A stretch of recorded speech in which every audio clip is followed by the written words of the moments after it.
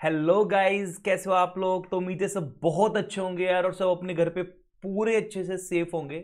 चलो, chapter number 5 की कुछ एक छोटी सी एक अमेंडमेंट आई है, उसको हम लोग इस लेक्चर में कवर करते हैं।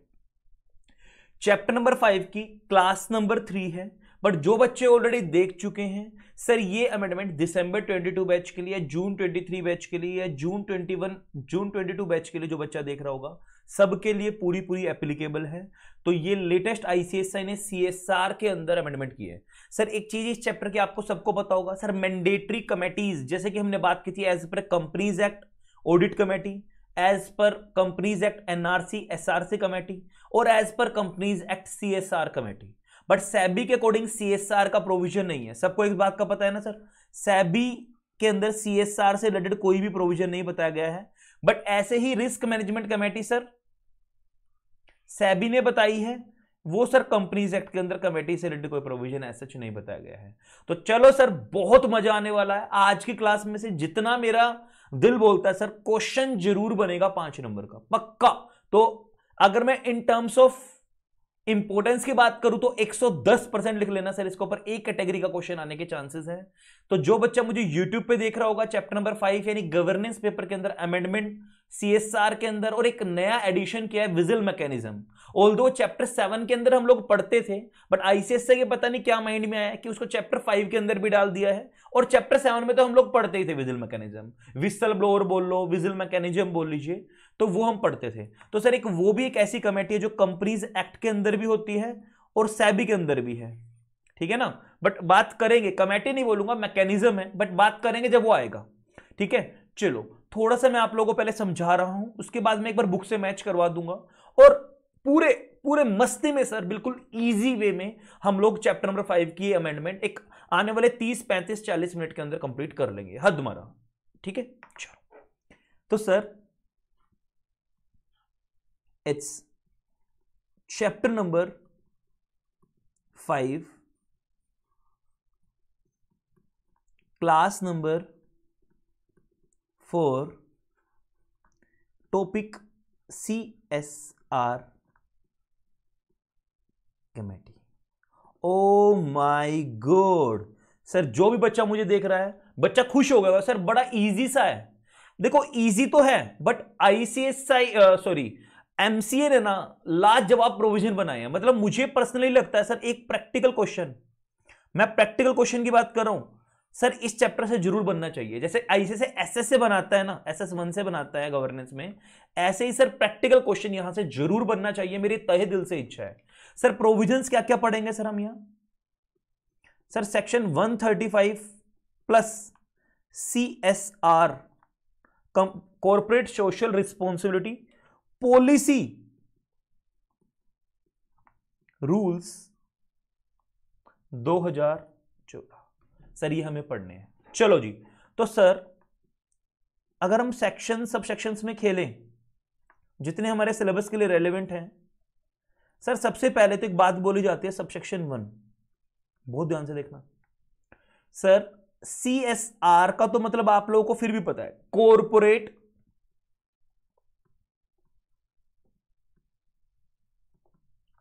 Social responsibility. O my God sir, एक कॉर्पोरेट की सिर्फ पैसा कमाना ड्यूटी नहीं है सर, सोशली जहां वो रह रहे हैं उसके आसपास वाले एरिया के लिए भी रिस्पॉन्सिबिलिटी बनती है। सर क्या रिस्पॉन्सिबिलिटी बनती है? कॉर्पोरेट सोशल रिस्पॉन्सिबिलिटी से रिलेटेड बहुत सारे प्रोजेक्ट्स प्रोग्राम दिए गए हैं। सर एक रेलेवेंट चीज और पढ़ेंगे हम यहां, शेड्यूल नंबर 7। शेड्यूल नंबर 7 के अंदर list of projects program activities दी गई हैं, जहां एक ऑर्गेनाइजेशन को कमेटी बना के एक्सपेंडिचर करना पड़ेगा। इधर ध्यान दो सारा बच्चा। सर सेक्शन नंबर 135 सबसेक्शन 1 बोलता है सर सीएसआर कमेटीज। सर क्या हर कंपनी को जरूरी है सीएसआर कमेटी बनाना? Answer is no. बट किन कंपनीज को? सर वो कंपनीज, सर आंसर देखो, ध्यान से देखना, बहुत ध्यान से देखना, एवरी कंपनी।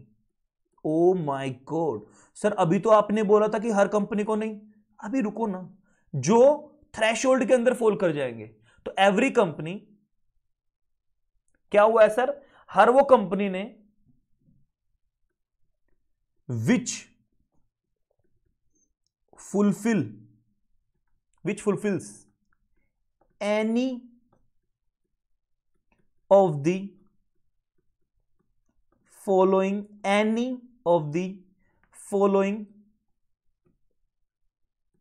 criteria. कब? any of the following criteria, बहुत ध्यान से देखना, ड्यूरिंग दी, अभी अमेंडमेंट होके ऐड हुआ है सर ये इस तरीके से, immediately, during the immediately, word देखना, preceding financial year.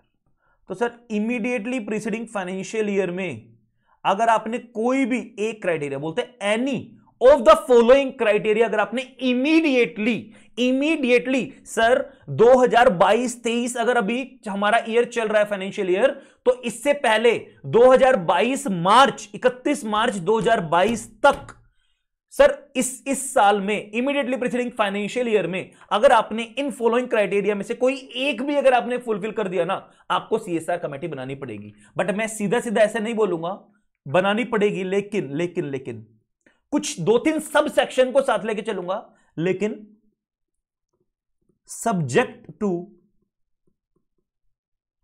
The provision of subsection 9। Sir subsection 9 के प्रोविजंस को ध्यान में रखेंगे, यानी बनानी है लेकिन सबसेक्शन 9 को भी फॉलो कर लो गाइस, ठीक है।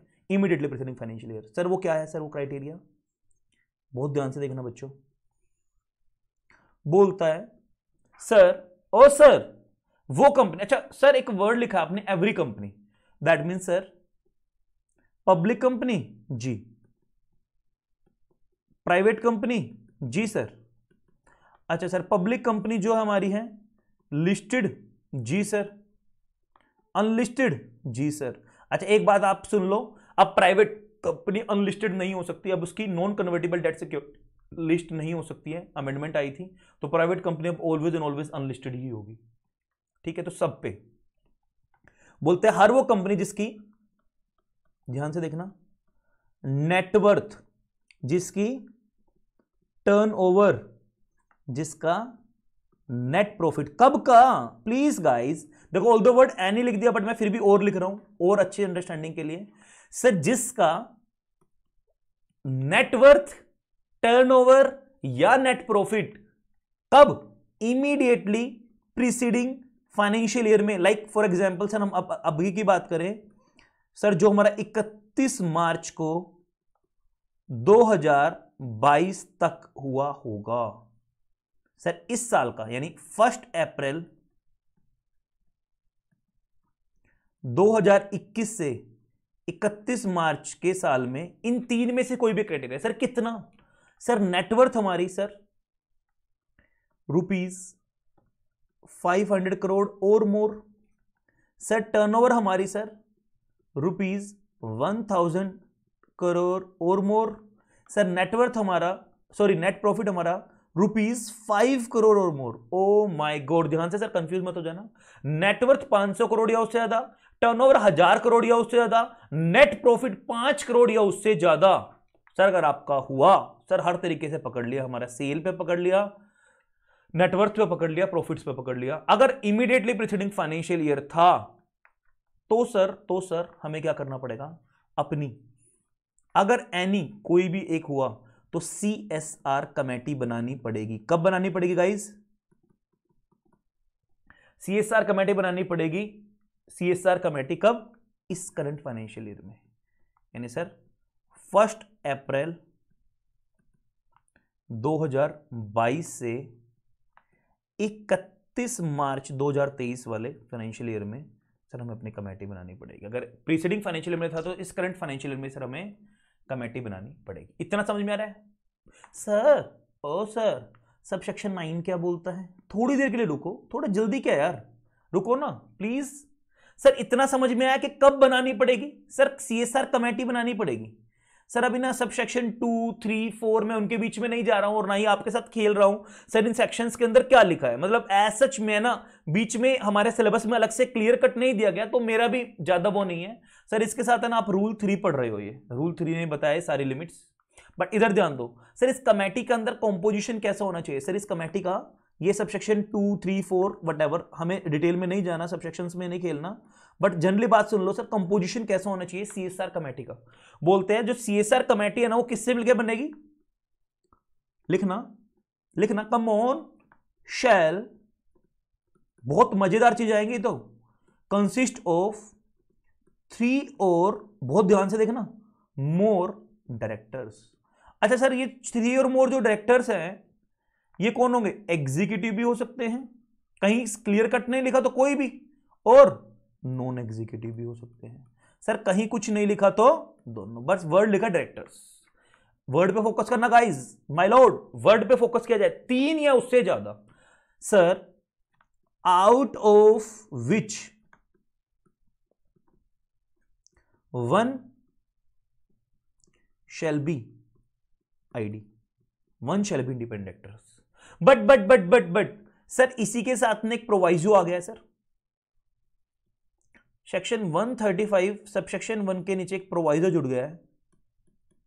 बोलते हैं अगर किसी कंपनी को, कोई भी ऐसी कंपनी है जो सेक्शन 149 सब सेक्शन 4 के अंदर इंडिपेंडेंट डायरेक्टर्स अपॉइंट करने की रिक्वायरमेंट नहीं है, मैं पूरी लाइन नहीं लिख रहा हूं, बस इससे समझ जाना सर, 149 सब सेक्शन 4 के अंदर फॉल नहीं करती, और सर वो रूल 4 वाला जो क्राइटेरिया है 10 लाख वाला, 100 लाख वाला, 50 लाख वाला, उसमें फॉल नहीं कर रही इंडिपेंडेंट डायरेक्टर वाले क्राइटेरिया में, देन इस कंपनी का ध्यान से देखना, देन ये कंपनी कैसे अपनी कमेटी बनाएगी, देन शैल कंसिस्ट ऑफ 2 और मोर डायरेक्टर्स।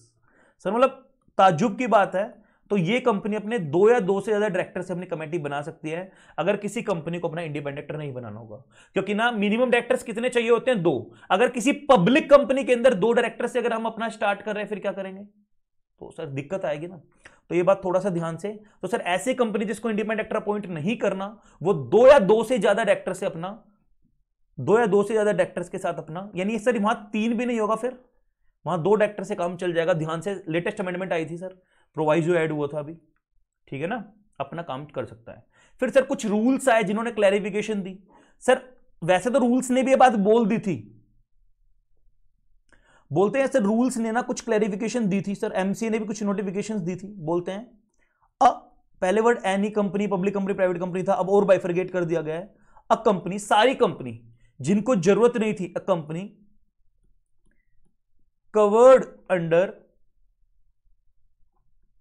सेक्शन 135 सब सेक्शन 1, मतलब सर जिसको कमेटी बनानी है, ठीक है जी, लेकिन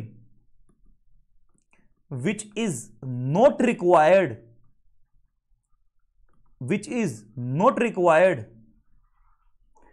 is not required to appoint, which is not required to appoint an independent director shall have its CSR shall have, जिसको जरूरत नहीं है सर इंडिपेंडेंट डायरेक्टर, मतलब सर जिसके ऊपर सर सेक्शन 149 सब सेक्शन 4 नहीं लगता, shall have it's CSR committee, मैं एग्जैक्ट लैंग्वेज लिख रहा हूं क्योंकि जरूरी है यहां, shall have it's CSR committee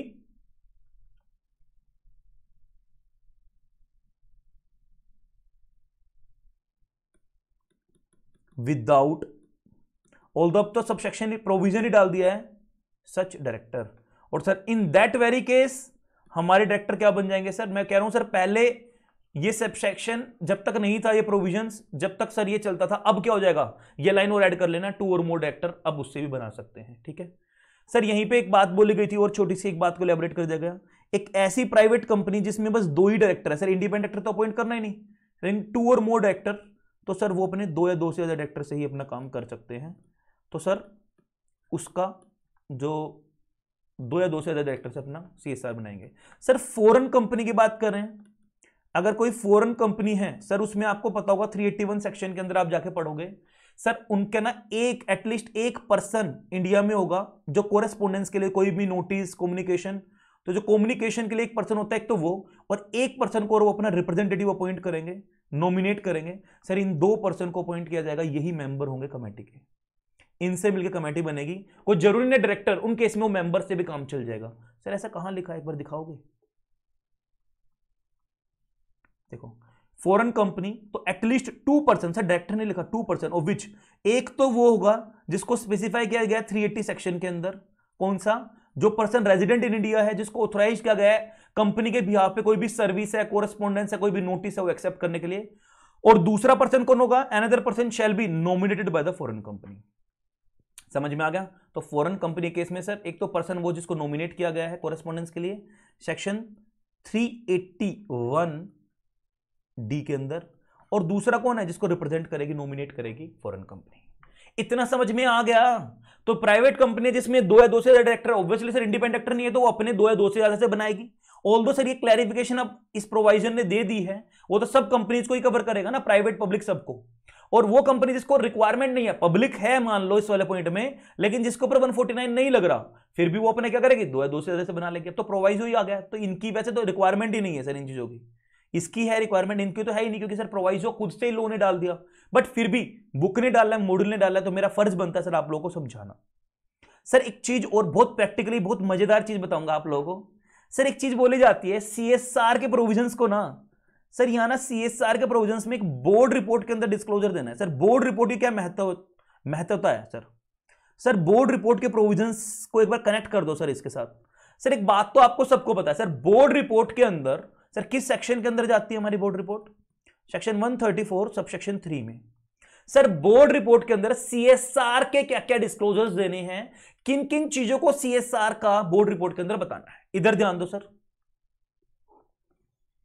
board report की क्या इंपॉर्टेंस रहेगी सर? 4-5 जगह यूज होगा हमारा बोर्ड रिपोर्ट, ध्यान से देखना इधर। सर सबसे पहली सर हम इसके अंदर क्या डालेंगे?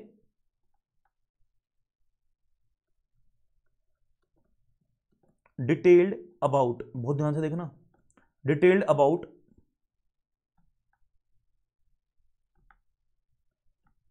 CSR policy. किस चीज की डिटेल देंगे सर? सीएसआर पॉलिसी की डिटेल देंगे, detailed about CSR policy. Sir ये क्या होती है? सर जो हमने कमेटी बनाई थी ना, बहुत ध्यान से देखना सर, जो कमेटी बनाई थी ना, इस कमेटी के ना फंक्शंस होंगे, अभी मैं बताऊंगा आपको, सब सेक्शन 2, 3, 4 अगर मैं पढ़ाता सर, इसके फंक्शंस होते हैं, उस कमेटी के ना फंक्शंस होते हैं। इनमें से एक फंक्शन होता है सर सीएसआर पॉलिसी को क्या करना? सीएसआर पॉलिसी को फॉर्मुलेट करना, बनाना एंड उसको रिकमेंड करना। किसको? बोर्ड को। सर बनाना और रिकमेंड करना, इतना समझा दिया। तो सीएसआर कमेटी जो आपने बनाई सर, उसके फंक्शन है, जैसे ऑडिट कमेटी के फंक्शंस पढ़े थे, इंटरनल कंट्रोल्स को देखना, इसी तरीके उसका फंक्शन है सर सीएसआर पॉलिसी को फॉर्मुलेट करना और सर उसको रिकमेंड करना। किसको? बोर्ड को, कि सर ऐसी इस पॉलिसी को फॉलो कर लो। अप्रूव तो बोर्ड करेगा, बट फॉर्मुलेट करके देना, रिकमेंड करना काम किसका है? कमेटी का।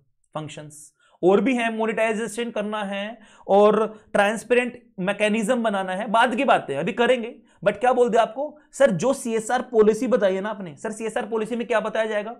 शेड्यूल 7 में जो एक्टिविटीज है ना हमारी पॉलिसीज में, जो एक्सपेंडिचर करना होगा सर, जो सीएसआर कमेटी को सीएसआर एक्सपेंडिचर करना है सबसेक्शन 5 वाला, वो कहां कहां करना है, किस मैनर में करना है, कितना करना है, वो पॉलिसी के अंदर बताया जाएगा। तो detailed about CSR policy, sir CSR policy की डिटेल्ड बताएंगे। क्या क्या डिटेल बताएंगे सर? सर कैसे बनाई गई, डेवलप्ड, और किस तरीके से सर हम उसको इंप्लीमेंट कर रहे हैं, developed and implemented bye the company. और क्या क्या बताएंगे सर? सीएसआर इनिशिएटिव्स क्या क्या लिए हैं सर हमने, सर क्या क्या सीएसआर इनिशिएटिव लिए हैं सीएसआर पॉलिसी के अंदर, वो बताएंगे। सीएसआर पॉलिसी कैसे बनाई, कैसे इंप्लीमेंट किया, और क्या क्या सीएसआर पॉलिसी में इनिशिएटिव हमने लिए हैं सर, वो सारी चीजों की डिटेल आउट हम कहां कर देंगे? बोर्ड रिपोर्ट में। सर कहां करेंगे बोर्ड रिपोर्ट में, कोई मुझे बताएगा? बोर्ड रिपोर्ट में कर देंगे, पॉलिसी ऑफ सीएसआर। सर आगे देखना एक बार, बहुत ध्यान से देखना सर। एक ना सेक्शन 135 सब सेक्शन 1 देख लिया, 9 आपने फिर भी सुन लिया सर। एक सेक्शन अभी आ जाएगा 135 सबसेक्शन 5 पढ़ते हैं हम 1 के साथ। सर वो बोलता है अगर आपने कमेटी बना ली ना तो अब आपको CSR एक्सपेंडिचर करने होंगे, लेकिन ऑलवेज नहीं, कुछ क्राइटेरिया वो करके CSR expenditure 2% of the CSR expenditure. अगर किसी साल आपने वो CSR के एक्सपेंडिचर नहीं किए किसी भी कारणवश तो रीजन दे दो। रीजनिंग फॉर नॉन, ध्यान से देखना, for non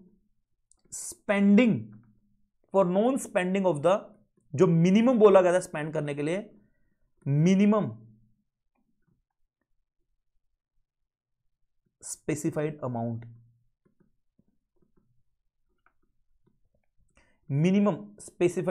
on CSR initiatives. Sir जो मिनिमम अमाउंट आपको बोला गया था अगर आपने वो नहीं किया तो रीजन देंगे सर क्यों नहीं किया हमने, मिनिमम अमाउंट देंगे, आपने क्यों नहीं किया उसका रीजन देंगे सर, डिस्क्लोजर देंगे, ठीक है ना, डिटेल्ड करेंगे, डिस्क्लोज करेंगे सर क्या रीजन। आगे बढ़ो सर, और क्या देते हैं, वो तो हो गया सर। कंपनी की वेबसाइट पे देखो, यहां तो करते हैं CSR पॉलिसी को, और कहां करते हैं, अगर कंपनी के पास वेबसाइट है तो वेबसाइट पे भी कर देते हैं सर। एक पॉइंट हो रह गया,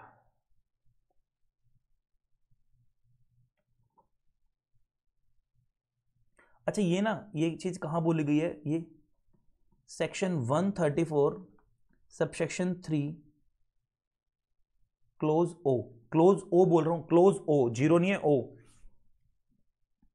अभी ना एक चीज और भी आएगी है, एक बात और भी आएगी, अभी मैं स्टार बना रहा हूं, अभी पूरा प्रोविजन नहीं बता पाऊंगा, स्टार सबसेक्शन 5 के साथ पढ़ाऊंगा। मैं यहां लिख रहा हूं, ये वाले प्रोविजन को हम साथ में पढ़ेंगे, read with subsection 5 second proviso of subsection 5 के साथ मिला के पढ़ाऊंगा सर, कि अगर अनस्पेंड अमाउंट आपका रह गया तो आपको सर वो इमीडिएटली फाइनेंशियल ईयर कंप्लीट होते 6 महीने के अंदर अंदर शेड्यूल 7 के अंदर एक फंड बनाया जाएगा, उसमें ट्रांसफर कर देंगे। अगर वो सबसेक्शन 6 में ऑनगोइंग प्रोजेक्ट में पेंडिंग नहीं है तो सर क्या बोल दिया, कुछ भी समझ में नहीं आ रहा, अभी आएगा ना, शांति, इतना समझ में आया सर। लास्ट पॉइंट इसमें बोला गया है, एक ना एनुअल रिपोर्ट, ध्यान से देख लो, ऑन CSR। सर एक एनुअल रिपोर्ट ऑन CSR हम क्या करेंगे सर, बोर्ड रिपोर्ट के साथ अनेक्स्ट कर देंगे सर। एक report, annual report on CSR board report के साथ अनेक्स्ट कर देंगे सर, वो बोर्ड रिपोर्ट के साथ रखी जाएगी। तो सर ये 3 डिस्क्लोजर, 3-4 ही मान लो डिस्क्लोजर, डिटेल करेंगे CSR पॉलिसी की, वेबसाइट पे भी डाल देंगे, इनिशिएटिव बता देंगे सर, रीजन बताएंगे क्या, annual report on CSR sir आपने क्या क्या किया है पूरे कंप्लायंसेस की, अनेक्स्ट कर देंगे किसके साथ, विद बोर्ड रिपोर्ट। और सर यहां मैंने आपको बताया कि read with second proviso of subsection 5 में पढ़ाऊंगा, तो अभी पैनिक नहीं लेना, बस इतना पढ़ के शांत हो जाओ सर। इतने 2 पॉइंट क्लियर हो गए सर। कौन सी कंपनीज को सर CSR कमेटी बनानी है, जो section 135 subsection 1 read with rule 3 के अंदर फॉल करेंगे, इमीडिएट प्रीसीडिंग फाइनेंशियल ईयर में जिसकी नेटवर्थ, टर्नओवर, नेट प्रॉफिट 500, 1000 या 5 करोड़ होगी, तो उसको इस करंट फाइनेंशियल ईयर में CSR कमेटी, लेकिन सब्जेक्ट टू सबसेक्शन 9। सर एक चीज समझ लो, अब जिसने CSR कमेटी बना दी सर, कंपोजिशन भी मैंने आपको बता दिया, 3 डायरेक्टर, 3 या 3 से ज्यादा, एक इंडिपेंडेंट, अगर इंडिपेंडेंट डायरेक्टर अपॉइंट करना जरूरी नहीं है तो 2 या 2 से डायरेक्टर्स के साथ बना देंगे। फॉरेन कंपनी 2 पर्सन, एक जो इंडियन वाला पर्सन रेजिडेंट ऑफ इंडिया होगा, एक दूसरा वो जिसको रिप्रेजेंट करेगी फॉरेन कंपनी, अपना नॉमिनेट करेगी फॉरेन कंपनी। इतना समझ में आ गया सर? सर यहां तक समझ में आया? सर मेरे एंड पे ना एक प्रोविजन और है, अभी सबसेक्शन 9 भी है और अभी एक प्रोविजन और है। तो सर सबसे पहले हम करते हैं सबसेक्शन 9, नहीं सबसे पहले हम करते हैं सर वो फंक्शंस वाला। सबसेक्शन 9 में अभी पढ़ाऊंगा आपको, रुक जाओ। बोलता है फंक्शंस ऑफ CSR कमेटी। मजा आ रहा है ना? पक्का? सर क्या फंक्शन है CSR कमेटी का? बस लास्ट लड्डू प्रोविजन पढ़ लो, उसके बाद थोड़ा टेक्निकल होने वाला है, मजेदार, पर मजा आएगा यार। सर देखो बोलते हैं, बहुत ध्यान से देखना, बहुत ध्यान से देखना गाइस। पहला बोलते हैं सर CSR कमेटी क्या करेगी? फॉर्मुलेट करेगी एंड रिकमेंड करेगी क्या? CSR policy. और उस CSR पॉलिसी के अंदर क्या करेगी? ये CSR policy shall indicate the activities. Sir हमें क्या क्या एक्टिविटीज अंडरटेक करनी है कंपनी को CSR एक्सपेंडिचर करने के लिए? द एक्टिविटीज टू बी, जो करनी है, undertaken, the activities to be undertaken by the company as specified in schedule 7। समझ गए हो ना जो मैंने लाइन लिखी है? भाई CSR पॉलिसी को बनाएगी भी, रिकमेंड करेगी, और उसके अंदर क्या लिखेगी? इंडिकेट करेगी, यानी मेंशन करेगी वो सारी एक्टिविटीज जिनके अंदर कंपनी को अपने CSR एक्सपेंडिचर की इन्वेस्टमेंट करनी है। और वो सारी एक्टिविटीज कौन सी होंगी? जो शेड्यूल 7 के अंदर बताई गई है। तो फॉर्मुलेट एंड रिकमेंड हो गया। आगे देखो जी, आगे देखो सर, CSR कमेटी क्या करेगी? रिकमेंड करेगी। क्या चीज रिकमेंड करेगी? सर फॉर्मुलेट एंड रिकमेंड तो कर दिया सर, क्या रिकमेंड करेगी? ओ माय गॉड, पहले तो सर ये बता दिया कौन कौन सी एक्टिविटीज आपको सर CSR पॉलिसी में एक्सपेंडिचर करना है। फिर बता रहे अमाउंट ऑफ एक्सपेंडिचर आपको कितना करना है। सर वो कैलकुलेट करके भी CSR कमेटी देगी अमाउंट ऑफ एक्सपेंडिचर जो आपको क्या करना है? To be incurred on the CSR activities. Sir कितना पैसा आपने उन CSR एक्टिविटीज पे लगाना है जो CSR पॉलिसी के अंदर बताई गई थी? इन CSR एक्टिविटीज में लगाना है जो CSR पॉलिसी के अंदर बताई गई थी। Amount of expenditure. सर ये अमाउंट कहां से कैलकुलेट करते हैं? सब सेक्शन 5 से। सबको पता है ना? तो वो भी रिकमेंड करेगी सर इतना कर लो, आप इतना इतना यहां कर लो। सर थर्ड पॉइंट ध्यान से देखना, रिकमेंड फॉर्मुलेट हो गया, रिकमेंड हो गया। सर उसके बाद क्या? मॉनिटर करेगी। सर ध्यान से देखना, एग्जाम में क्या बता जाए। सर मॉनिटरिंग, किस चीज को मॉनिटर करेगी? CSR पॉलिसी को टाइम टू टाइम, यानी कि बना के छोड़ दिया CSR policy of the company from time to time. समझ में आ रहा है? पक्का? सर फॉर्मुलेट करेगी, रिकमेंड करेगी CSR पॉलिसी को, रिकमेंड करेगी अमाउंट ऑफ एक्सपेंडिचर को, मॉनिटर करेगी CSR पॉलिसी को। और ये ध्यान से देखना सर, रूल्स क्या बोलते हैं? सर रूल 5 सब रूल 2 एक बात और बोलता है, जो CSR कमेटी क्या करेगी? शेल इंस्टीट्यूट, क्या इंस्टीट्यूट करेगी? A transparent monitoring mechanism. Shall institute करेगी, एक रूल 5 से रूल 2 बोलता है CSR कमेटी क्या इंस्टीट्यूट करेगी? क्या बनाएगी? ट्रांसपेरेंट मॉनिटरिंग मैकेनिज्म बनाएगी। सर किस चीज के लिए बनाएगी? बहुत ध्यान से लिख लेना, इसको याद नहीं होता है बच्चों को, भूल जाते हैं। फॉर इंप्लीमेंटेशन, किस चीज का इंप्लीमेंटेशन ऑफ CSR। सर एक ट्रांसपेरेंट मॉनिटरिंग मैकेनिज्म बनाएगी कौन? CSR कमेटी, जिसका काम क्या होगा? इंप्लीमेंट करना सर CSR जो प्रोजेक्ट्स थे, जो हमने बताए थे प्रोजेक्ट, जो पॉलिसी के अंदर प्रोजेक्ट्स को, CSR प्रोग्राम्स को, CSR प्रोग्राम को, और CSR जो एक्टिविटीज थे, इनिशिएटिव्स हमने लिए थे सर, उनके ऊपर मॉनिटरिंग मैकेनिज्म रखना सर, वो भी एक कमेटी का काम है। ठीक है ना? जो हमने CSR पॉलिसी में बताया थे सर, उन सारे प्रोग्राम, प्रोजेक्ट, एक्टिविटीज को इंप्लीमेंट करना भी ड्यूटी बनती है CSR कमेटी की। और सारी जो बोर्ड बोलेगा उन सारी ड्यूटीज को भी मानेगी। सर इतना समझ में आ गया? पक्का? सर फॉर्मुलेट करेगी, रिकमेंड करेगी, मॉनिटर करेगी और इंस्टीट्यूट करेगी एक CSR इंप्लीमेंट करने के लिए मैकेनिज्म। चलो जी सर, थ्योरी ऑलमोस्ट हमारी हो गई है। अभी पेनल्टीज वगैरह वाला पॉइंट और रह गया, वो करेंगे। बट अब आ गया सर लाजवाब मतलब माइंड ब्लोइंग पॉइंट आ गया यार। बहुत ध्यान से समझना हर बच्चे को। सर सबसेक्शन 1 समझ में आया था? पक्का आया था? 9 समझाने से पहले 5 समझाऊंगा, फिर 9 समझाऊंगा। तो 1, 9, 5 बट 9 समझ में जब आएगा जब पहले 5 समझ में आ जाएगा। सर इधर देख लो सर, एक बार ना नोट कर लो, फिर आप बाद में बोलो सर नोट नहीं करने देते हो आप, फिर गालियां देते हो यार बाद में, मतलब देता तो कोई भी नहीं है नालायक, सॉरी। चलो कर लो, ऊपर से कर लो, क्या याद रखोगे, जाओ पोज करके नोट कर लेना यार।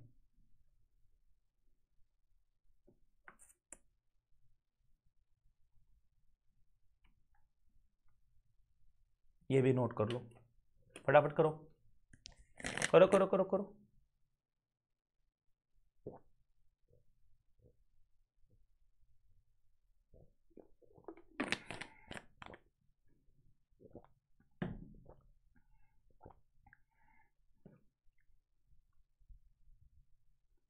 ठीक है चलो, बहुत इंपॉर्टेंट है सर, दिल थाम के बैठना, मजा आ जाएगा।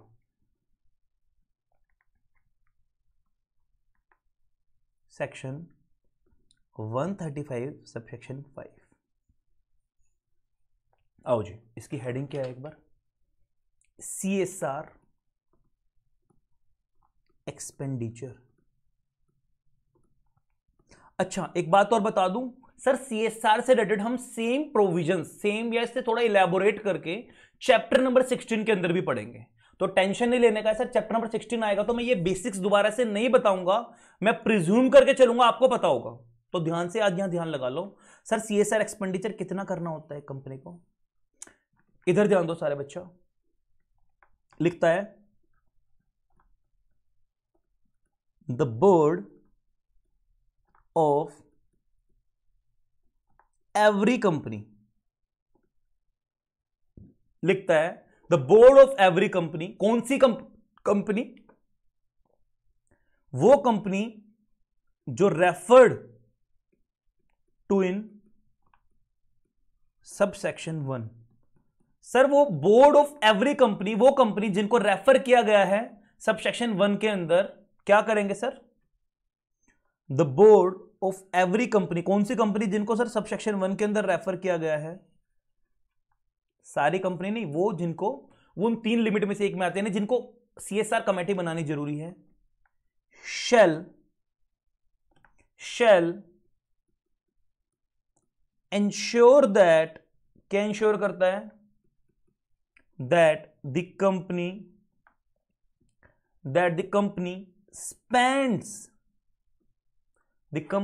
spends in every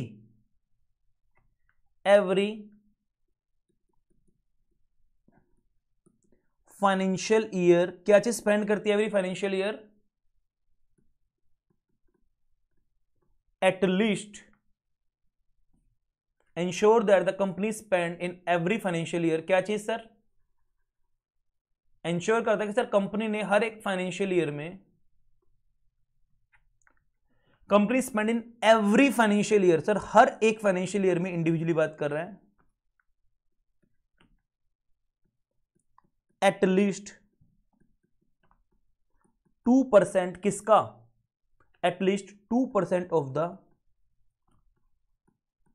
average net profit. Section 198 के अकॉर्डिंग जो नेट प्रॉफिट होता है, एवरेज नेट प्रॉफिट का, किसके नेट प्रॉफिट का, average net profit of the company, net profit of the company जो कब था, बहुत ध्यान से देखना, मेड ड्यूरिंग द 3 इमीडिएटली, ध्यान से देखना, 3 immediately preceding financial year.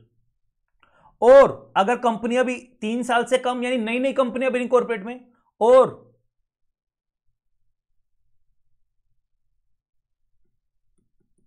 Since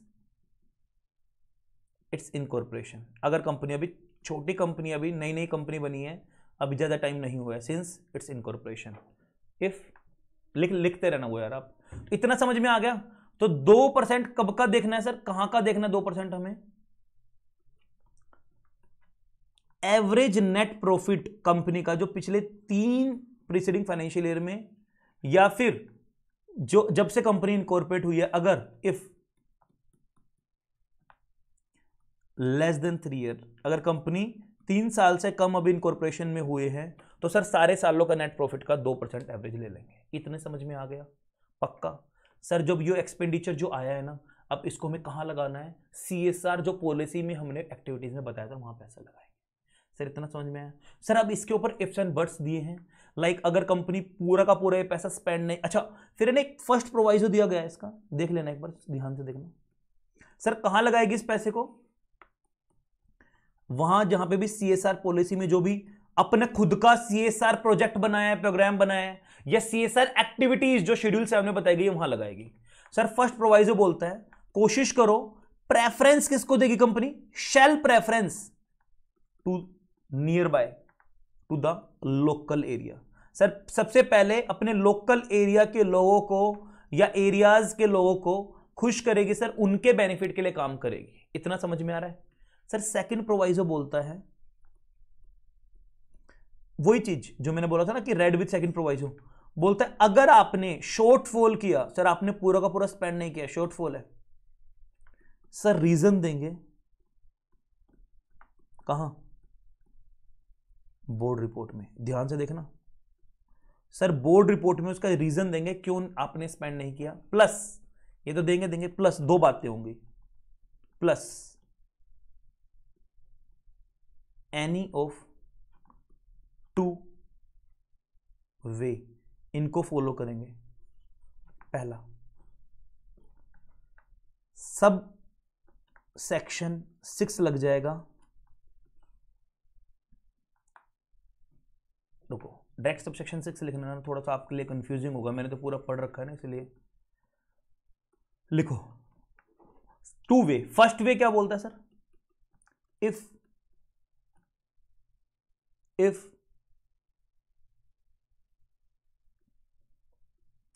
unspent amount relates to, ध्यान से देखना, ऑन गोइंग, अभी प्रोजेक्ट ऑन गोइंग अभी खत्म नहीं हुआ है, on going project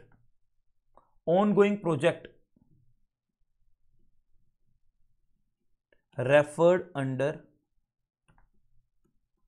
subsection 6। Sir कोई प्रोजेक्ट था जो CSR शेड्यूल 7 में बताया गया था, वो प्रोजेक्ट भी कौन सा होता है सर? CSR प्रोजेक्ट जो सर शेड्यूल 7 के अंदर कोई प्रोजेक्ट बताया गया था, वो प्रोजेक्ट कंपनी कर रही है, लाइक गांव में लेडीज को काम देने का प्रोजेक्ट था, वो भी पेंडिंग है वो प्रोजेक्ट, और फिर भी आपने अनस्पेंट अमाउंट रह गया सर आपका, कोई प्रोजेक्ट आपका खुद का पेंडिंग है और फिर भी आपने जो पैसा लगाना था या तो पूरा का पूरा या कुछ पैसा कम आपने लगाया, कुछ पैसा बच गया है, अभी पेंडिंग है प्रोजेक्ट सबसेक्शन 6 वाला। दूसरी बात, एनी अदर केस, मतलब आपकी कोई खुद का वो प्रोजेक्ट नहीं चल रहा, कोई एक्टिविटीज में पैसा लगाना था आपको कहीं बाहर किसी और में, जनरली मैं बताऊं फ्रॉड होते हैं। एनपीओज, खुद की कंपनी अपनी एनपीओ बनाती है, अपनी ट्रस्ट बनाती है और इस CSR के पैसे को खा जाती है कंपनी, और या फिर एनी अदर बोलते हैं, एनी अदर वे। भाई पहला वे तो ये है कोई प्रोजेक्ट पेंडिंग है, दूसरा क्या है सर? CSR एक्टिविटी वगैरह में पैसा लगाती है, अपना कोई प्रोजेक्ट पेंडिंग नहीं है सबसेक्शन 6 वाला। अब इसका क्या करेगी? अगर ऐसा है तो कंपनी क्या करेगी? कंपनी शेल यानी कमेटी करेगी, है ना,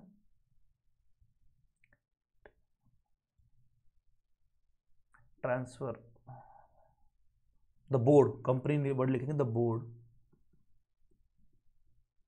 बोर्ड शेल, ध्यान से देखना, ट्रांसफर, सर वो पैसा जो अनस्पेंड रह गया है उसको क्या कर देगी? ट्रांसफर टू, कहां ट्रांसफर कर देगी? ट्रांसफर टू वो अनस्पेंड अमाउंट को कहां ट्रांसफर कर देगी? Transfer unspent amount to a fund, जो कहां बताया गया? ध्यान से देखना, स्पेसिफाइड अंडर, कहां कर देगी सर? उस फंड में ट्रांसफर कर देगी जो स्पेसिफाई किया गया है, स्पेसिफाइड अंडर शेड्यूल 7। क्या बोल दिया सर? सबसेक्शन 6 वाला ऑनगोइंग प्रोजेक्ट है तो बात एक अलग है।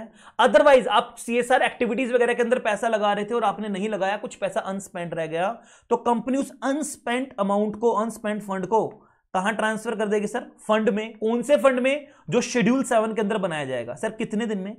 बहुत ध्यान से देखना, विद इन 6 मंथ। कहां से? From the closure of financial year. Sir हमारे वाले एग्जांपल में फाइनेंशियल ईयर क्लोज कब होगा? 31 मार्च 2023। उसके 6 महीने के अंदर अंदर, यानी 30 सितंबर 2023, दैट इज 30 सितंबर 2023 से पहले पहले सर इस पैसे को शेड्यूल 7 के अंदर जो अकाउंट बनाया जाता है उसमें ट्रांसफर कर देगी 6 महीने में। समझ में आ गया? फ्रॉम द क्लोजर, यानी एक्सपायरी या क्लोजर, कुछ भी, इतना समझ। सर सबसेक्शन 6 क्या बोलता है? अगर ऐसा है, बहुत ध्यान से देखना यार, मजा आ जाएगा। मतलब लिटरली यार, द बोर्ड, बहुत ध्यान से देखना। अब पेन चेंज करता हूं। The board shall transfer, the board shall transfer कितने दिन में? द बोर्ड शैल ट्रांसफर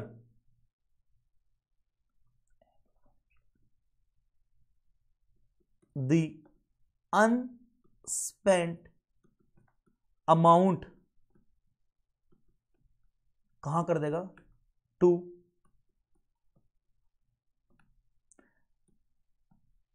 रुको, टू अ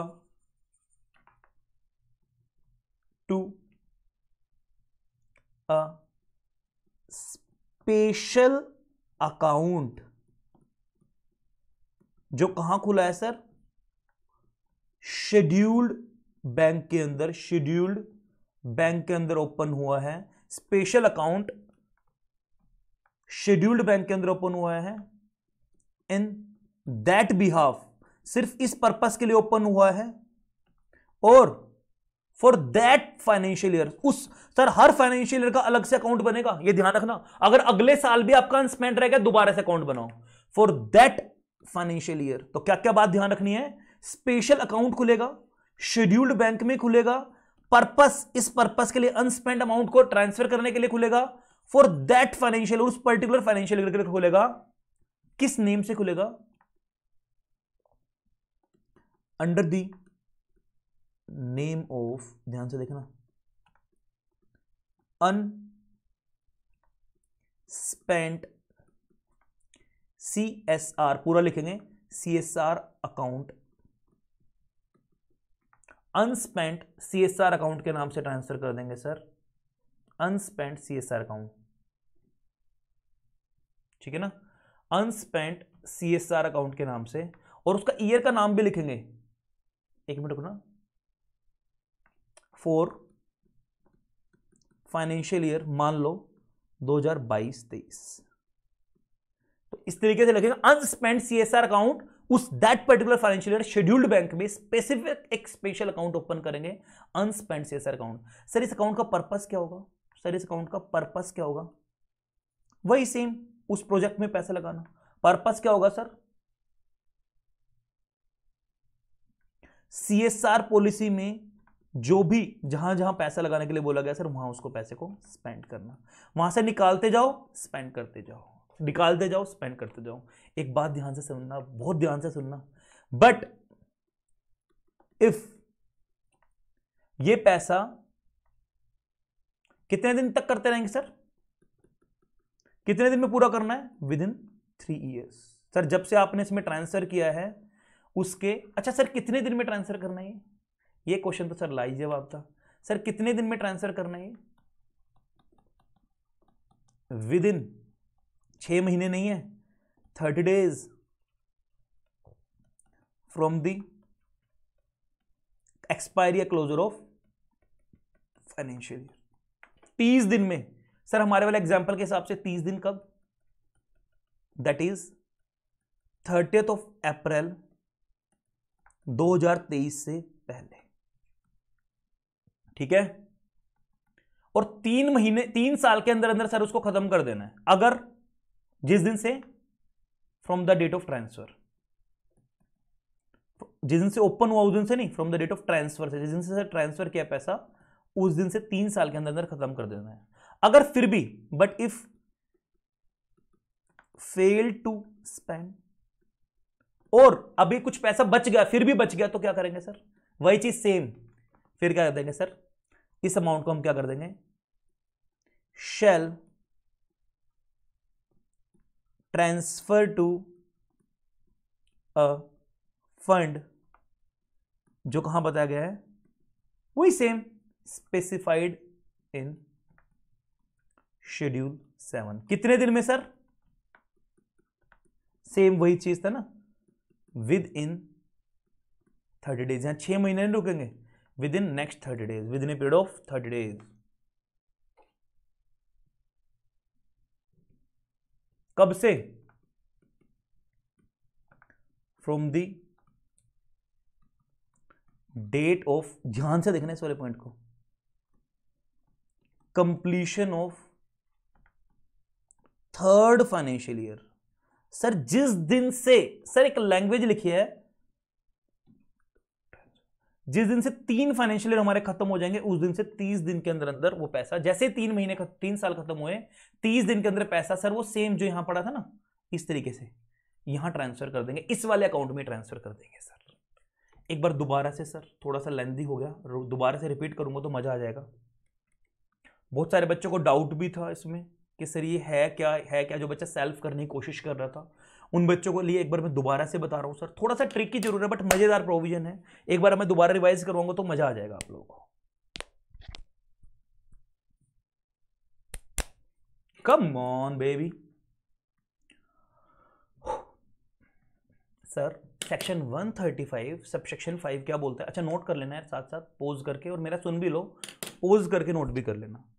CSR एक्सपेंडिचर बोलता है हर वो कंपनी जो सेक्शन 135 सबसेक्शन 1 के अंदर फॉल कर रही है ना, यानी वो नेटवर्थ, टर्नओवर या नेट प्रॉफिट वाला क्राइटेरिया, यानी जिसको CSR कमेटी बनानी है, उस कंपनी ने पॉलिसी बनाई, उस कमेटी ने पॉलिसी बनाई। अब सर उस पॉलिसी ने जो पैसा इन्वेस्ट करने के लिए बोला यहां कर लो, वो पैसा कितना करना है? बोलते 2%। किसका?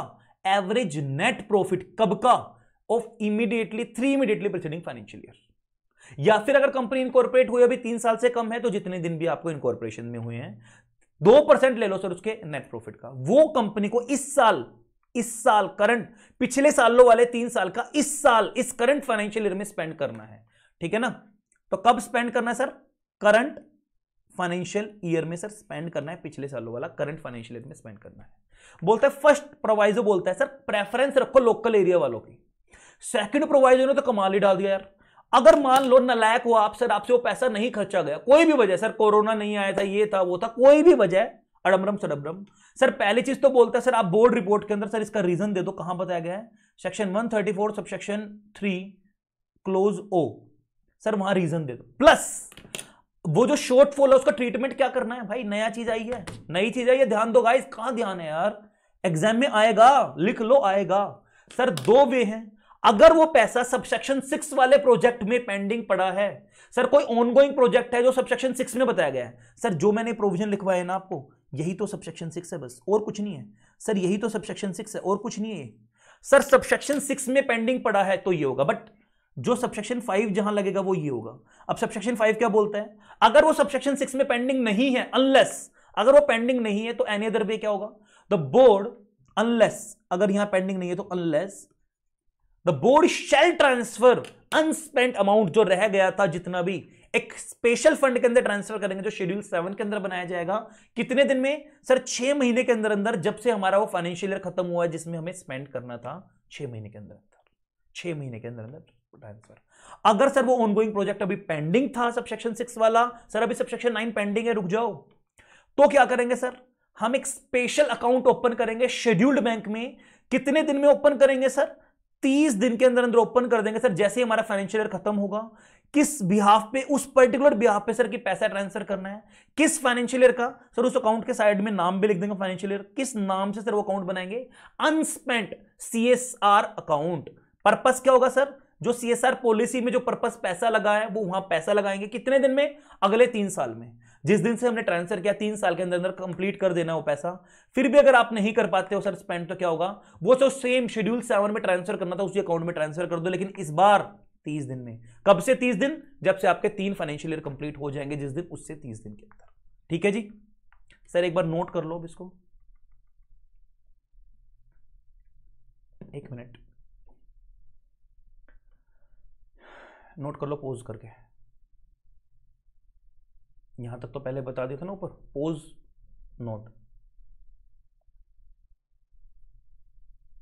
Pause note, pause note. ठीक है, आओ जी बुक पेपर। अभी भाई आ रहे हैं, आपके ऊपर भी आ रहे हैं, टेंशन ना लो, आ रहे हैं बच्चों।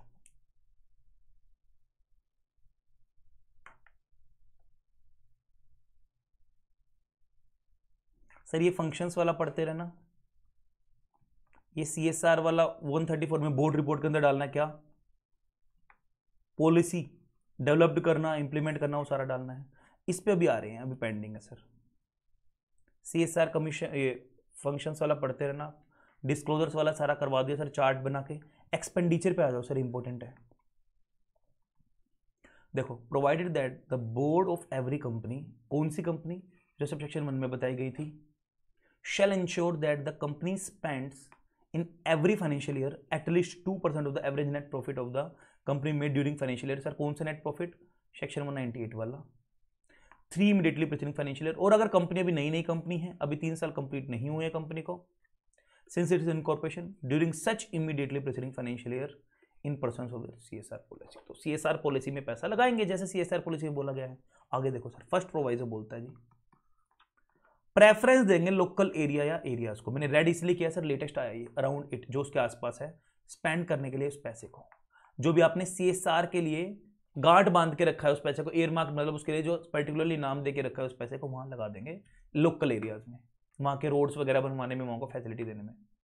सर सेकंड प्रोवाइजो क्या बोलता है, if a company fail to spend such amount to the board, such amount the board shall in its report made under subsection 3 134 clause O shall specify, बताया था ना, for not spending the amount, sir specify कर दिया। And unless, देखो ध्यान से, वो second point शुरू होगा, ये वाला, ये वाला यहां से शुरू होगा, दो बातें, unless the unspent amount relate to ongoing project refer to in subsection 6, बोला था ना सर, यहां सबसेक्शन 6 लग जाएगा, वो पहले वाला। नहीं तो क्या कर देंगे, transfer such unspent amount to a fund जो बनाया गया शेड्यूल 7 के अंदर, कितने दिन में, 6 महीने में, कब से, जैसे ही हमारा फाइनेंशियल ईयर खत्म होगा। सर अभी थर्ड प्रोवाइजो की तरफ आ रहा हूं, रुक जाओ, पहले अभी मेरा सबसेक्शन 6 पढ़ाना रह गया है, रुक जाओ,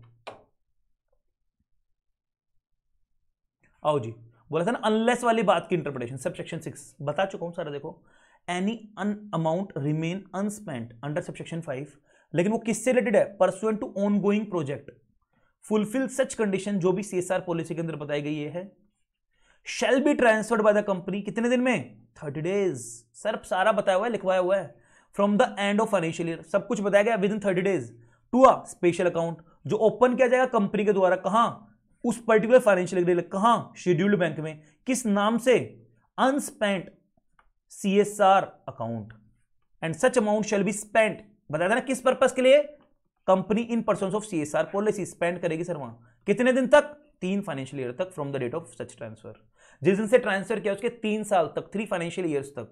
3 फाइनेंशियल ईयर वर्ड यूज किया गया, 3 इयर्स वर्ड नहीं यूज किया गया। देखो इस चीज को इंटरप्रिटेशन में बता दूं, with in 3 financial years. Sir come on, एक प्रैक्टिकल चीज करवाऊंगा अभी नीचे इलस्ट्रेशन, जब समझ जाओगे। सर अगर यहां पे वर्ड यूज करते हैं ना, with in a period of 3 years, guys अभी आपको क्लियर करता हूं। सर ये 3 साल तक यूज करना है, पैसा कब ट्रांसफर हुआ था, 30 अप्रैल। अगर वर्ड यूज करते 3 इयर्स, सर वर्ड यूज किया गया 3 फाइनेंशियल ईयर्स तक, दैट मीन्स 23 से 24, 24 से 25, 24 से 25 और 25 से 26। सर एक बात बता दो मुझे कोई भी, सर यहां आपका 31 मार्च 2026 आएगा या 30 अप्रैल 2026 आएगा? सर अगर वर्ड लॉ मेकर यूज करता 3 इयर्स तो आंसर होता है ये। लॉ मेकर ने वर्ड यूज किया 3 फाइनेंशियल ईयर्स तक, फाइनेंशियल ईयर कंप्लीट कब हो रहा है सर यहां, तो आंसर इज दिस। ये आंसर नहीं होगा, ये आंसर होगा। लॉ मेकर ने वर्ड यूज किया गया 3 फाइनेंशियल ईयर्स तक यूज करेंगे। सर अगर वर्ड यूज करता 3 इयर्स, अगर यहां word, O my God sir हमें तो समझ में नहीं आ रहा, अभी एक नीचे प्रैक्टिकल करवाऊंगा जब आएगा समझ में। 3 इयर्स लिखता तो सर ये जाता 30 अप्रैल तक। सर यहां लिखा 3 फाइनेंशियल ईयर, फाइनेंशियल ईयर कब खत्म हो जाएगा? 31 March from the date of transfer. Failing which, अगर सर फिर भी आप नहीं ट्रांसफर कर पाए तो सर वही सेम शेड्यूल 7 वाले ट्रांसफर फंड के अंदर हो जाएगा, लेकिन यहां कितने दिन में होगा? 30 दिन में होगा। कब से? जैसे सर आपके 3 फाइनेंशियल ईयर कंप्लीट होंगे, तो यानी 30 अप्रैल तक 2026 तक सर यहां ट्रांसफर हो जाएगा। देखो जी, तो सर ये 30 दिन में अगले, मतलब जैसे आपके 3 फाइनेंशियल ईयर 30 अप्रैल 2026 तक सर आपका ट्रांसफर हो जाना चाहिए। ठीक है ना? उम्मीद है जी सब कुछ समझ में आया, क्रिस्टल क्लियर। एक बार पढ़ लो, प्रैक्टिकल एग्जांपल देख लो, मजा आ जाएगा सर। देखो जी इधर ध्यान दो। ABC private limited did not spend as per the provision of 135, कर नहीं पाए sir of the act on the CSR activity by 31 March 2021। Sir 31 March आ चुकी है, आप नहीं कर पाए, खत्म financial year. Pursuant to the ongoing project, अब कोई ऑनगोइंग प्रोजेक्ट था, सबसेक्शन 6 वाला ऑनगोइंग प्रोजेक्ट था, undertaken in pursuance of CSR policy, यानी सबसेक्शन 6 में ला रहे हैं। In this case ABC private limited should, क्या क्या बात करेगी, क्या था, कम ऑन, बिना पढ़े। सर सबसे पहले तो 30 दिन के अंदर अंदर, फाइनेंशियल ईयर कंप्लीट होने के 30 दिन के अंदर अंदर, यानी सर 30 अप्रैल तक हम उसको क्या कर देंगे, स्पेंड कर देंगे, ट्रांसफर कर देंगे स्पेशल बैंक अकाउंट के अंदर, शेड्यूल्ड बैंक में, किस नाम से, unspent CSR account for the year 21-22। Open करेंगे बैंक अकाउंट शेड्यूल्ड बैंक में, किस नाम से, unspent CSR account for financial year 2020-21। Okay, sorry, पिछले फाइनेंशियल ईयर के हिसाब से करेंगे सर, जिस साल का अनस्पेंट है उस साल के नाम से, फाइनेंशियल ईयर के नाम से कर देंगे। ठीक है, कितने दिन में? Transfer unspent amount within 30 days, 30 दिन के अंदर अंदर कर देंगे टू सच अकाउंट। एंड अगर फिर भी रह गया तो spend such amount in percent of its obligation towards CSR policy, कब तक? लेटेस्ट बाय 31 मार्च। जो मैंने आपको समझाया सर, वर्ड लिखा है फाइनेंशियल ईयर, ना कि वर्ड लिखा है ईयर। सर वर्ड लिखा है फाइनेंशियल ईयर तक, तो इसलिए सर 31 मार्च। अगर हम देखते सर 3 साल, तो सर हिसाब से तो यहां ये नहीं आना चाहिए था 30 अप्रैल तक या 29 अप्रैल तक, लेकिन सर वर्ड लिखा है 3 फाइनेंशियल ईयर्स तक यूज करना है। सर इंटरप्रिटेशंस का खेल है, एग्जाम में क्वेश्चन आ गया तो मजा आ जाएगा। इतना समझ में आया? सर प्रोविजन हो चुका है हमारा ऑलमोस्ट, सेक्शन 135 ऑलमोस्ट हो चुका है। बच्चों ने तो बुक्स भी बंद करनी स्टार्ट कर दी, बस मुझे 5-7 मिनट और दे दो। सर एक बार कंक्लूड कर लो क्या हुआ अब तक। सर सेक्शन 135 सब सेक्शन 1 ने बोला सर CSR कमेटी बनानी है। सर फिर बीच के कुछ प्रोविजंस ने बोला सर CSR कमेटी क्या करेगी, CSR पॉलिसी बनाएगी, जिसमें बताया जाएगा कि सर कहां कहां वो पैसा एक्सपेंड करना है, वो पैसा लगाना है, स्पेंड करना है। 135 सबसेक्शन 5 ने बोला सर CSR एक्सपेंडिचर कितना करना है। चलो कर तो देंगे, policy in percent of the policy तो कर लेंगे, लेकिन एक्सपेंडिचर करना कितना है। सर उन्होंने बोला 2% करना है सर एवरेज नेट प्रॉफिट का, किसके, 3 इमीडिएटली प्रीसीडिंग फाइनेंशियल ईयर के। इतना समझ में आ रहा है? सर अगर वो अनस्पेंड रह गया तो 2 बातें होंगी। अगर सबसेक्शन 6 वाला अनस्पेंड रह गया, ऑनगोइंग प्रोजेक्ट वाला, यानी ऑनगोइंग प्रोजेक्ट वाला रह गया, या सर अदर केसेस में तो शेड्यूल 7 वाला 6 महीने में चला जाएगा। ठीक है ना? अगर ये हो गया तो सर अनस्पेंट CSR अकाउंट उस पर्टिकुलर फाइनेंशियल ईयर का बना देंगे शेड्यूल्ड बैंक में, सर 30 दिन में क्लोजर में चला जाएगा। फिर उसके बाद 3 साल तक वेट करेंगे, 3 साल के बाद सर अगले 30 दिन में दोबारा से पैसा यहां चला जाएगा। समझ में आ गया? पक्का? ठीक है सर। अब एक प्रोविजन है 135 का सबसेक्शन 9, लेकिन उससे पहले ना एक प्रोवाइजो रह गया सर, इसका थर्ड प्रोवाइजो। सर ये सेकंड प्रोवाइजो ने इतने तामझाम जोड़ा था, सेकंड प्रोवाइजो ने। फर्स्ट प्रोवाइजो तो बेचारा सीधा सा था। थर्ड प्रोवाइजो बोलता है सर अब अनस्पेंड था तो ओवर स्पेंड भी तो हो सकता है। सर आपने ज्यादा स्पेंड कर दिया पैसा, अब क्या करें सर? उसको सेट ऑफ ले लो। कब? During such number of financial year. और सर जब मैंने रूल 7 जाके पढ़ा, कितने साल लिखा है? 3 फाइनेंशियल ईयर्स तक ले लो। देखो आओ, लैंग्वेज पढ़ के समझोगे आप, नलायक हो, मुझे पता है। If A company spends an amount in excess of the requirement provided under this subsection, 2% से ज्यादा, such company may be set off, sir allowed a set off such excess amount against the requirement to spend under subsection for such number of succeeding financial year, आने वाले financial years तक। कितने sir? Sir जब मैंने rule जाके पढ़ा ना, कौन सा rule? Rule 7। Sir 3 financial year लिखा है और रूल 7 लिख लेना। कहां लिखा है?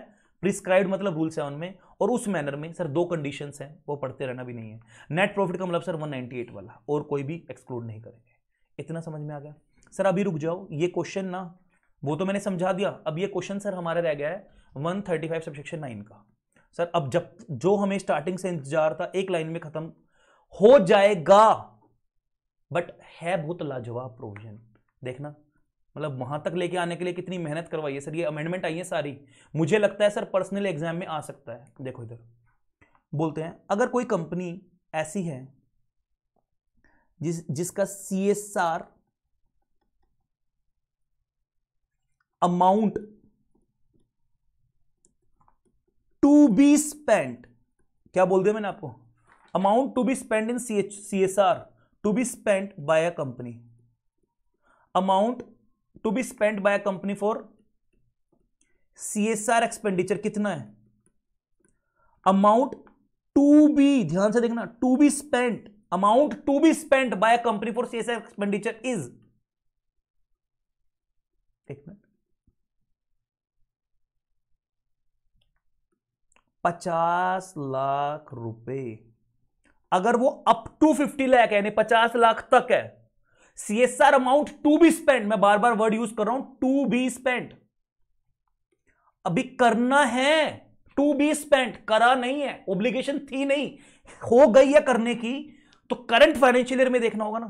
तो जो वो है, अगर वो अप टू 50 लाख तक है, तो सब सेक्शन 9 बोलता है सर जो सेक्शन 135, अच्छा ये एक्सपेंडिचर कहां बताया गया था? 135 सबसेक्शन 5 वाला एक्सपेंडिचर जो बताया गया था, अगर आपको वो अप टू 50 लाख तक था सर हमारे करंट फाइनेंशियल ईयर का, तो सर 135 सबसेक्शन 1 में जो रिक्वायरमेंट थी CSR कमेटी वाली, वो रिलैक्स हो जाएगी सर, रिलैक्सेशन मिल जाएगी। मत करो तो सर वो फंक्शंस किसके थ्रू परफॉर्म करवाएंगे? सर वो फंक्शन जो कमेटी को करने थे वो बोर्ड परफॉर्म कर देगा, बोर्ड ऑफ डायरेक्टर्स परफॉर्म कर देंगे, कोई जरूरत नहीं कमेटी बनाने की। सर अब है ना इसके ऊपर 2-3 परमुटेशन कॉम्बिनेशन है, मजा आएगा देखना। अभी एक बार लैंग्वेज पढ़ो पहले गाइस। देखो जी, देखो इधर ध्यान दो सारा बच्चा, खत्म हो चुका है, बस एक पेनल्टी वाला प्रोविजन रह गया है। सर 135 सबसेक्शन 9 क्या बोलता है? Provides that where the amount to be spent by a company under subsection 5 does not exceed 50 lakh, sir up to 5 lakh तक था, the requirement under subsection 1 for constitution of CSR committee shall not be applicable. और जो functions करने थे committee को, जो function of the committee बताए थे ना 4-5 function, under this subsection shall in such cases be discharged by the board of directors. Sir board of directors करेंगे। सर फिर इसमें लोचा क्या है जो आप इतना हेक्टिक बना रहे हो, उसको इतना पैनिक ले रहे हो? सर इस वर्ड पे सारा दम है, amount to be spend by company, amount to be spend by company करेगी, इस वर्ड के ऊपर खेल है सर। ये रुको रुको, पढ़ो, ज्यादा हीरो बन रहे हो ना, पढ़ो। Under section 135 subsection 9 of the act the CSR obligation of 50 lakh is to be checked for the previous financial year और for the current financial year. Sir जैसे हम पिछले साल की कमेटीज देखते थे इस साल बनानी है, ऐसे ही सर जो ये कमेटी ना बनाने की ऑब्लिगेशन है पिछले फाइनेंशियल ईयर का देखेंगे या करंट फाइनेंशियल ईयर का? सर बोलेंगे ये तो आपको क्राइटेरिया देखना कमेटी बनाने के लिए तो है ही नहीं, हम कमेटी बनाने के लिए क्राइटेरिया क्या देखते थे सर? उन 3 में से एक रिक्वायरमेंट पिछले साल की, इस साल कमेटी बनानी है उस बेस पे। बट सर ये देखना है इस करंट फाइनेंशियल ईयर में अगर आपका पैसा 50 लाख से कम है या 50 लाख तक है तो आपको कमेटी नहीं बनानी। देखो यही आंसर लिखा है इसमें, पढ़ोगे तो समझ में आएगा। From the language of section 139 subsection 9 135 subsection 9 CSR obligation for the previous year is not relevant. Sir CSR की जो ऑब्लिगेशन है, जो सीएसआर ऑब्लिगेशन मतलब जो एक्सपेंडिचर आपको करना है, जो पिछले साल का जो एक्सपेंडिचर करना है रेलेवेंट ही नहीं है। क्यों? टू बी स्पेंड, जो आपको इस साल स्पेंड करना है, depending on the liability of the company for a particular financial year. Sir किसकी बात कर रहे हैं? जिस साल में आप खड़े हो सर इस साल क्या स्पेंड करना है। कमेटी भी तो पिछले साल के बेस पे करंट ईयर में बनाई जाती है ना, स्पेंड भी तो करंट ईयर में ही करोगे ना आप। वहां बोला गया था पिछले 3 सालों का 2% का एवरेज लेंगे, बट करना तो करंट फाइनेंशियल ईयर में स्पेंड है ना। वही चीज बोल रहे हैं सर, पिछले साल से तो कोई मतलब ही नहीं है सर ऑब्लिगेशन का। ऑब्लिगेशन का पर्टिकुलर फाइनेंशियल ईयर से मतलब। और अब कमेटी बनानी है नहीं बनानी है वो कैसे देखना है? Whether sir CSR committee requirement is applicable for that particular financial year और not need to be determined. Sir पिछले साल के बेस पे इस साल अगर मान लो कमेटी बनानी है, मान लो मेरा नेट प्रॉफिट पिछले साल 6 करोड़ रुपए था, कमेटी बनानी है। बट सर जो मेरा सीएसआर एक्सपेंडिचर निकल के आया ना 2%, जो मेरा सीएसआर एक्सपेंडिचर पिछले 3 साल का एवरेज निकल के आया सर वो आया है 49 लाख। अब बताओ सर, ऑल्दो सबसेक्शन 1 के अकॉर्डिंग तो बनानी है सर क्योंकि पिछले साल में 5 करोड़ से ज्यादा नेट प्रॉफिट है। बट सर जो मेरा 2% एवरेज निकल के आया सबसेक्शन 5 का वो कितना आया? 50 लाख से कम। Answer is no need. दोनों क्राइटेरिया को ध्यान रखना है सर, कमेटी बनाने की जरूरत नहीं है। वाह सर वाह। अच्छा एक बार ना कुछ बच्चा कह रहा है सर नोट्स बनाने दो, बना लो फटाफट। इसमें तो कुछ ऐसे लिखा भी नहीं था, पॉज करके बना लो। इधर ध्यान दो, आओ जी आओ। एक क्वेश्चन आया हमारे सामने, लास्ट क्वेश्चन है माइंड वाला। If A company has only partly spent in its CSR obligation. Sir company पूरा स्पेंड नहीं कर पाई, यानी सेकंड प्रोवाइजो को मिलाएंगे सेक्शन 135 के सबसेक्शन 5 के प्लस सेक्शन 135 सबसेक्शन 9 के साथ।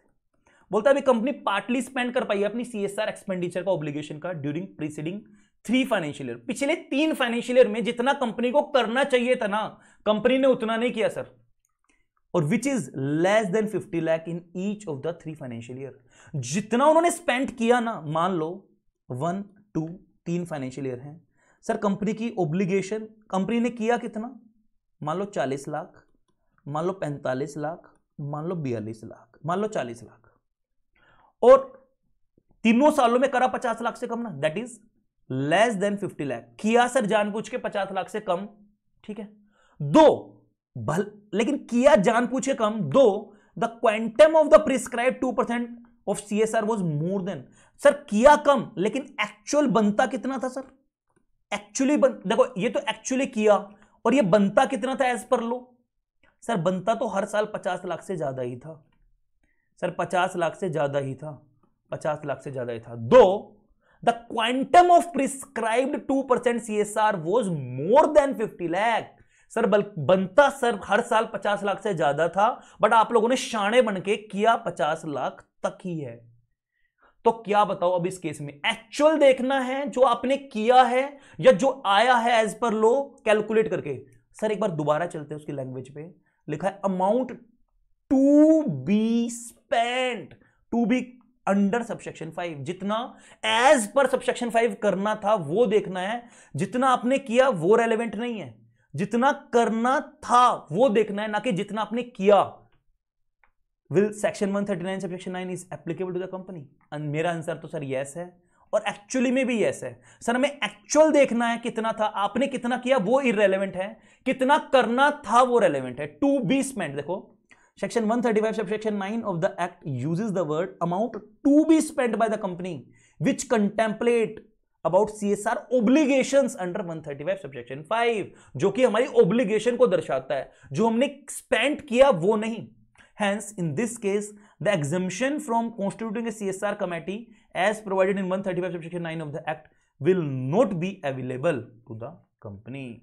सर नहीं मिलेगा क्योंकि आपने कितना किया वो मैटर नहीं करता, एक्चुअल कितना था वो मैटर करता है। सर अब समझ गए टू बी स्पेंड से क्या क्या इंटरप्रिटेशन निकल के आई। एक तो सर करंट फाइनेंशियल ईयर का देखना आपको, कमेटी बनेगी या नहीं बनेगी पिछले साल से कोई मतलब नहीं है। दूसरा सर आपने कितना किया उससे मतलब नहीं है, कितना बनता था उससे मतलब है। सर समझ में आ गया। सर जान लगा दिया इस प्रोविजन को बिल्कुल आप लोगों के लिए लीनियंट बनाने के लिए। और फिर सर अब बात करते हैं पेनल्टीज की। बोलता सबसेक्शन 7 आ गया जी हमारा पेनल्टीज की तरफ। बोलता कंपनी की भी पेनल्टी बताएंगे सर और ऑफिसर्स की भी पेनल्टी बताएंगे। बोलता अगर कंपनी ने सबसेक्शन 5 में यानी वो फंड ट्रांसफर वाले में या ऑनगोइंग प्रोजेक्ट वाले में सबसेक्शन 6 में डिफॉल्ट किया है ना जी, तो पेनल्टी है सर, फाइन नहीं है, सिविल पनिशमेंट दे दी गई है आपको। सर कितनी? कंपनी को 2 गुना, ट्वाइस, किसका? जितना अमाउंट आपको ट्रांसफर करना था ना सर फंड में एज पर सबसेक्शन 5 करना था या एज पर सबसेक्शन 6 करना था अनस्पेंड सीएसआर अकाउंट वाला, कुछ भी कोई भी केस में आप फॉल करते हो 5 में 6 में वटएवर, उसका 2 गुना, ट्वाइस, या फिर 1 करोड़ रुपए विच एवर इज लेस। तो जो भी कम होगा यानी अब ये मान के चलो सर मैक्सिमम 1 करोड़ ही लगेगा, तो क्योंकि which ever is less word use किया गया तो मैक्सिमम 1 करोड़ रुपए सर आपके ऊपर पेनल्टी लगेगी। एंड वर्ड है सर और नहीं है, ऑफिसर इन डिफॉल्ट के ऊपर तो लगेगा सर पेनल्टी कितनी, हल्की सी है, ट्वाइस नहीं है, 1/10 सेम सर सबसेक्शन 5 वाला अमाउंट या सबसेक्शन 6 वाला अमाउंट उसका 1/10, ट्वाइस नहीं है 10 पैसा और 2 लाख रुपए। सर 1 करोड़ भी नहीं है विच एवर इज लेस तो लग जाएगा। सर यही मैंने टेबुलर फॉर्म में लिखा है, यहां थोड़ी सी ठीक कर लेना, 5 और 6 कर लेना सर, इसको काट लेना, इसको काट लेना, तो कंपनी पे कितना लगा, twice 1 crore which ever is less, 1/10 2 lakh which ever is less.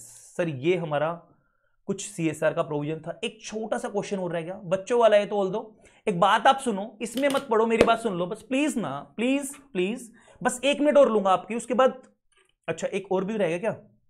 नहीं अभी तो है यार, 10 मिनट और रहती है आपकी, ज्यादा कुछ नहीं है, बस ओरली बता दूंगा ये वाला केस, ज्यादा कुछ नहीं है, मतलब एक बार जस्ट, ज्यादा कुछ नहीं। अभी सुनो, मान लो कंपनी की कमेटी ने, सीएसआर कमेटी ने एक सीएसआर पॉलिसी बनाई, उसमें ना कुछ लिस्ट ऑफ आइटम्स लिख दिए कि सर यहां आप पैसा लगाओगे।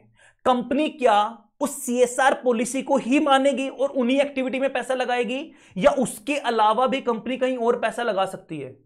क्या बोल दिया सर, सीएसआर पॉलिसी में जो जो एक्टिविटीज, प्रोग्राम, प्रोजेक्ट्स में पैसा लगाने के लिए बताया गया कंपनी ने, उन्हीं में पैसा लगाएगी company.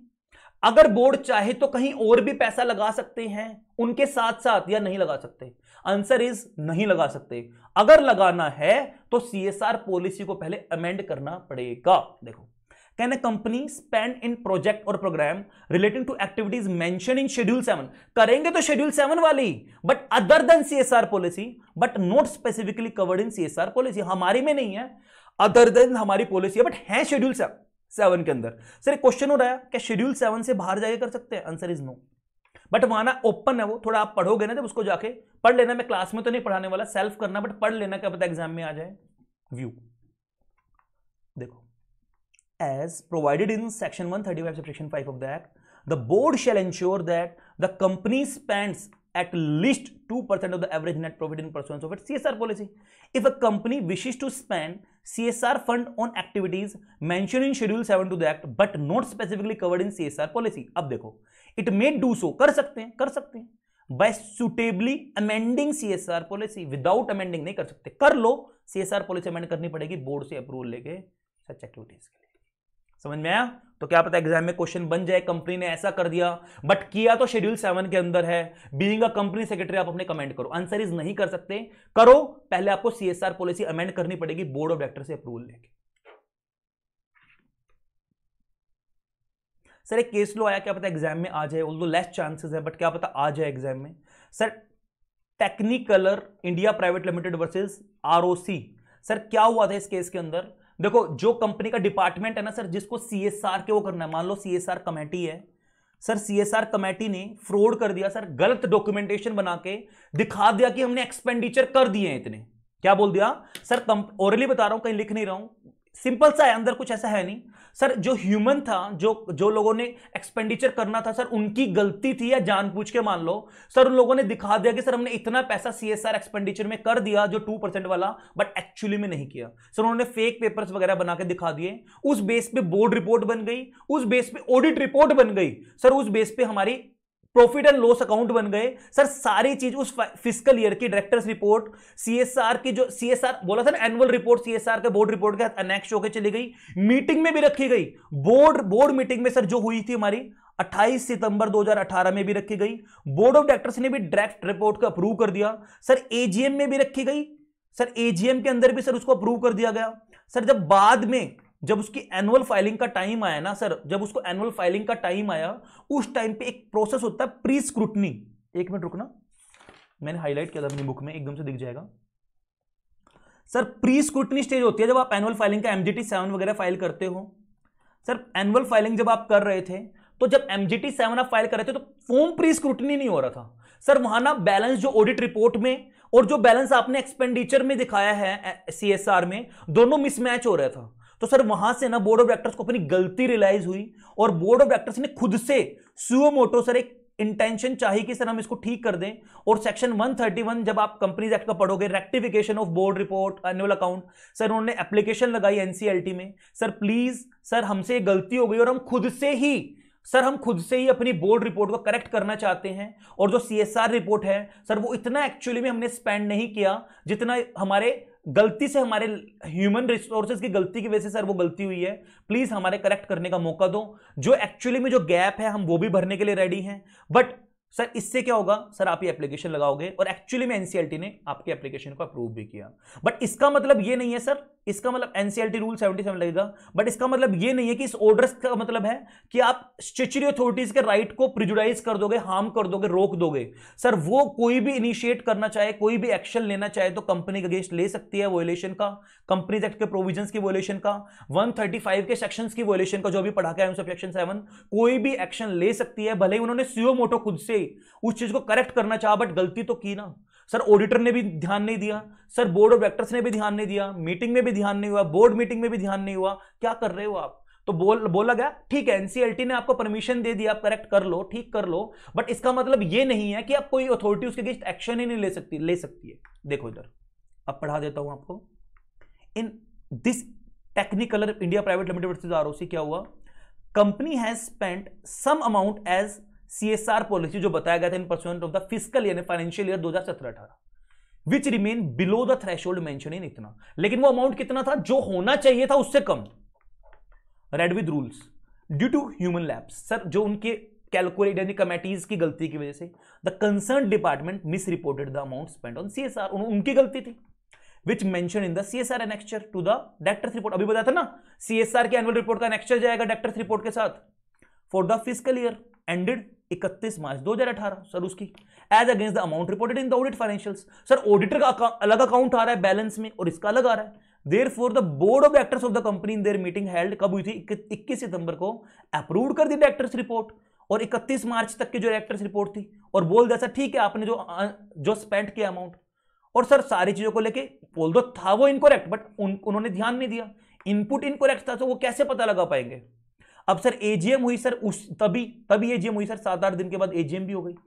Share holder have adopted the annual audited financial statement, share holders ने अडॉप्ट कर दी sir, including audited balance sheet भी कर दी sir, statement of profit and loss भी कर दिया सर, डायरेक्टर्स रिपोर्ट भी कर दी, ऑडिट रिपोर्ट भी कर दी।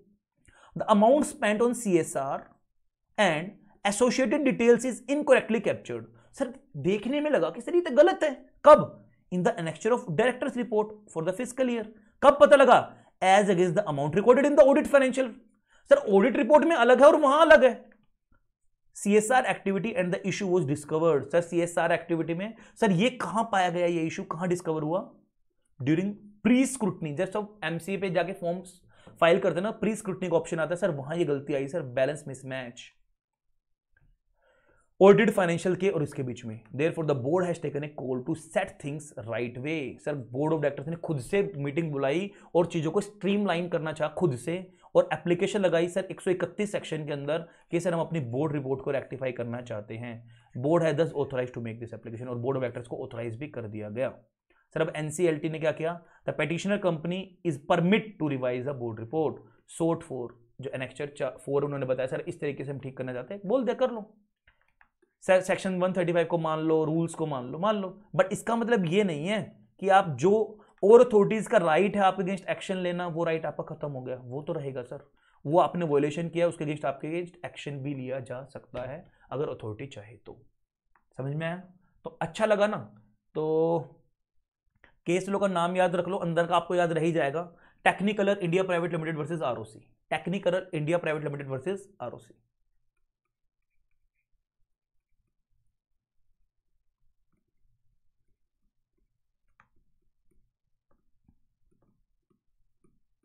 इजी था ये तो,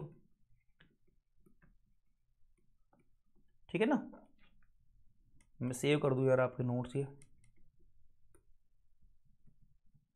चलो, class number 2 amendment class number 2 chapter number 5 की, या मैं बोल दूं क्लास नंबर 5 जो रेगुलर लेक्चर वाले बच्चों की, चैप्टर नंबर 5 की क्लास नंबर 5, या मैं बोलूं चैप्टर नंबर 7 की क्लास नंबर 6, क्योंकि कॉमन टॉपिक है सर, वहां भी विजिल मैकेनिज्म है और यहां भी विजिल मैकेनिज्म है, वहां भी टेबल बना के दिया है, यहां भी आईसीएसई ने अभी रिसेंटली ऐड किया है।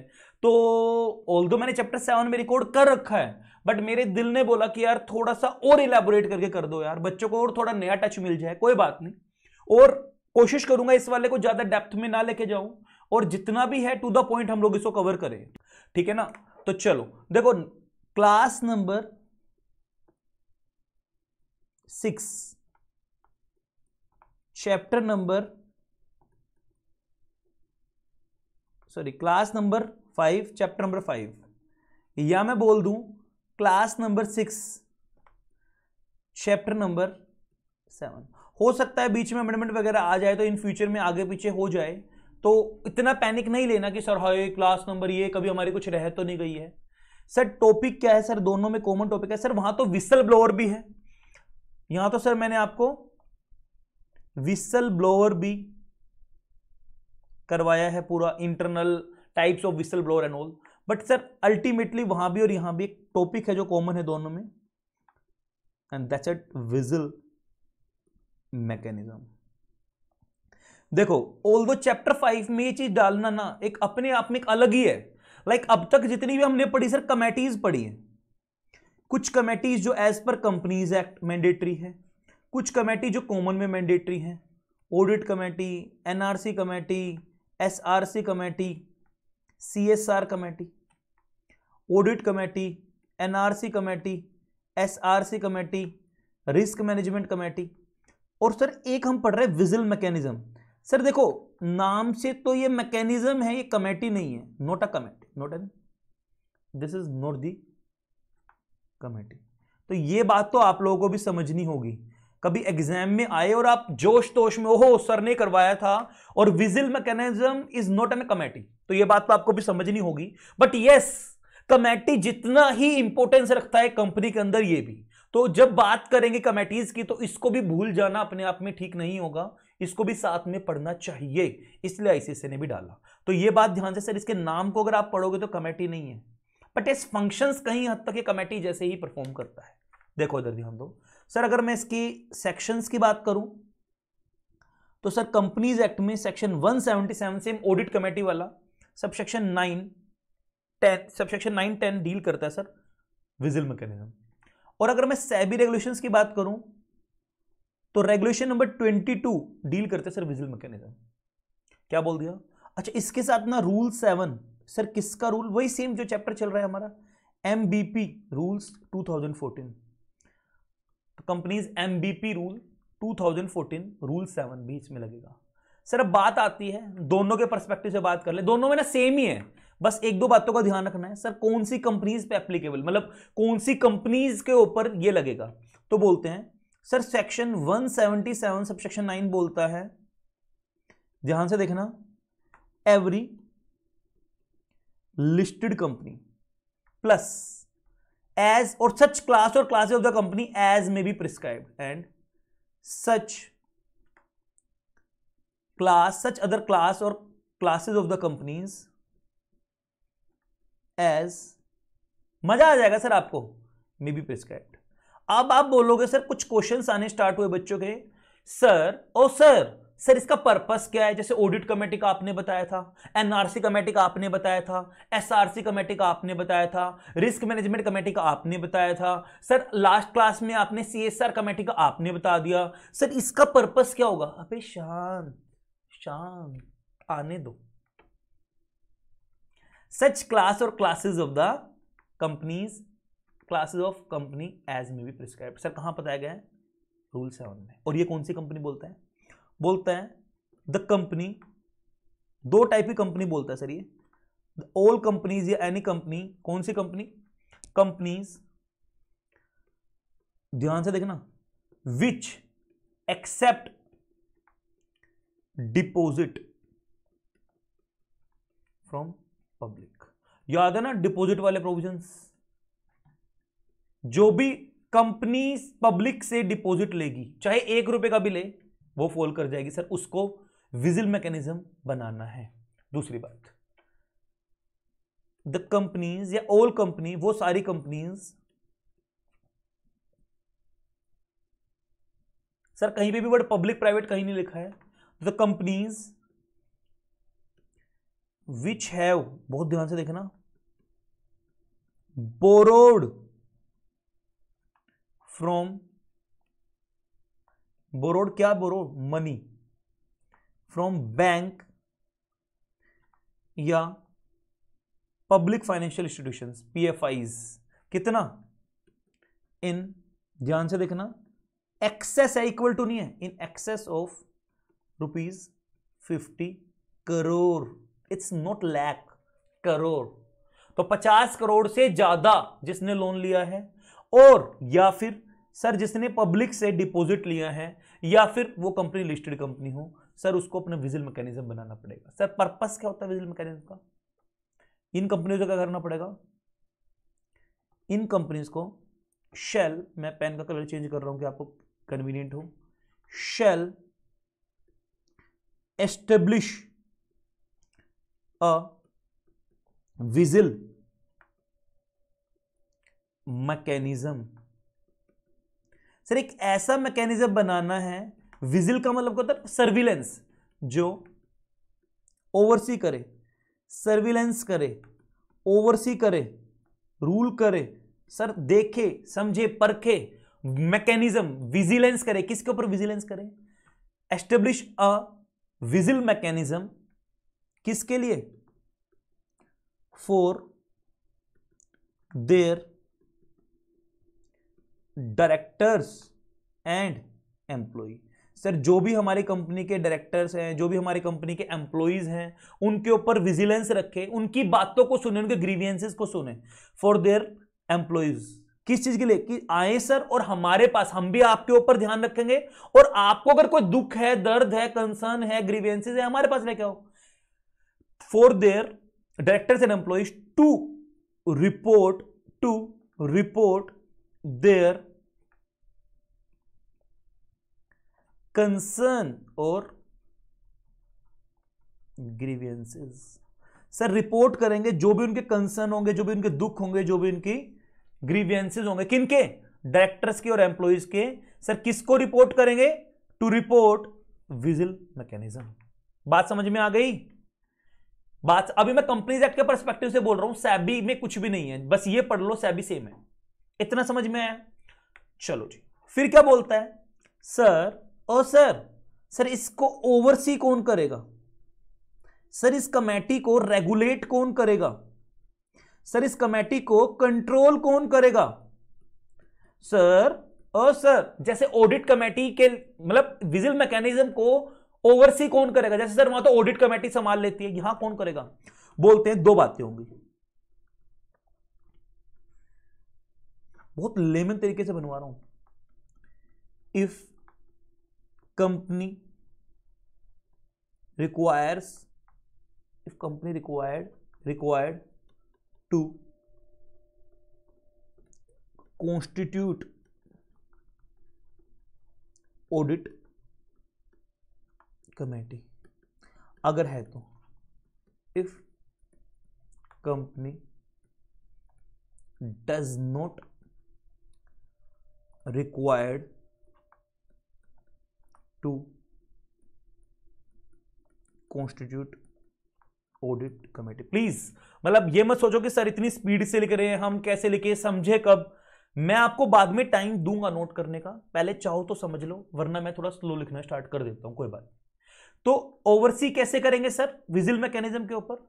अगर कंपनी को ऑडिट कमेटी बनानी है या कंपनी को ऑडिट कमेटी नहीं बनानी, अगर बनानी है तो then audit committee oversee, audit committee oversee the vigil mechanism. Sir vigil mechanism को ओवरसी कौन करेगा? Audit committee. अगर ऐसा नहीं है तो क्या करेगा? तो board shall nominate a director, क्या करेगा फिर वो? ध्यान से देखना, to play the role of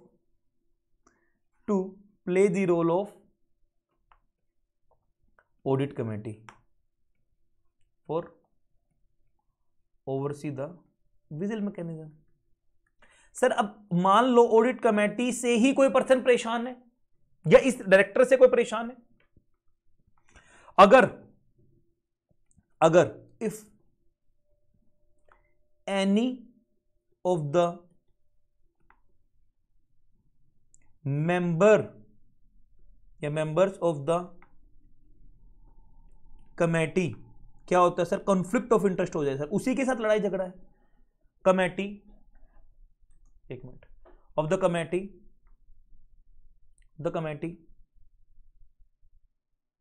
have a, देखो चाहता ना तो ओवरव्यू सा भी लिखवा देता, कॉन्फ्लिक्ट ऑफ इंटरेस्ट, बट इतना लंबा है ही नहीं। Conflict of interest in a given case, तो क्या करें? then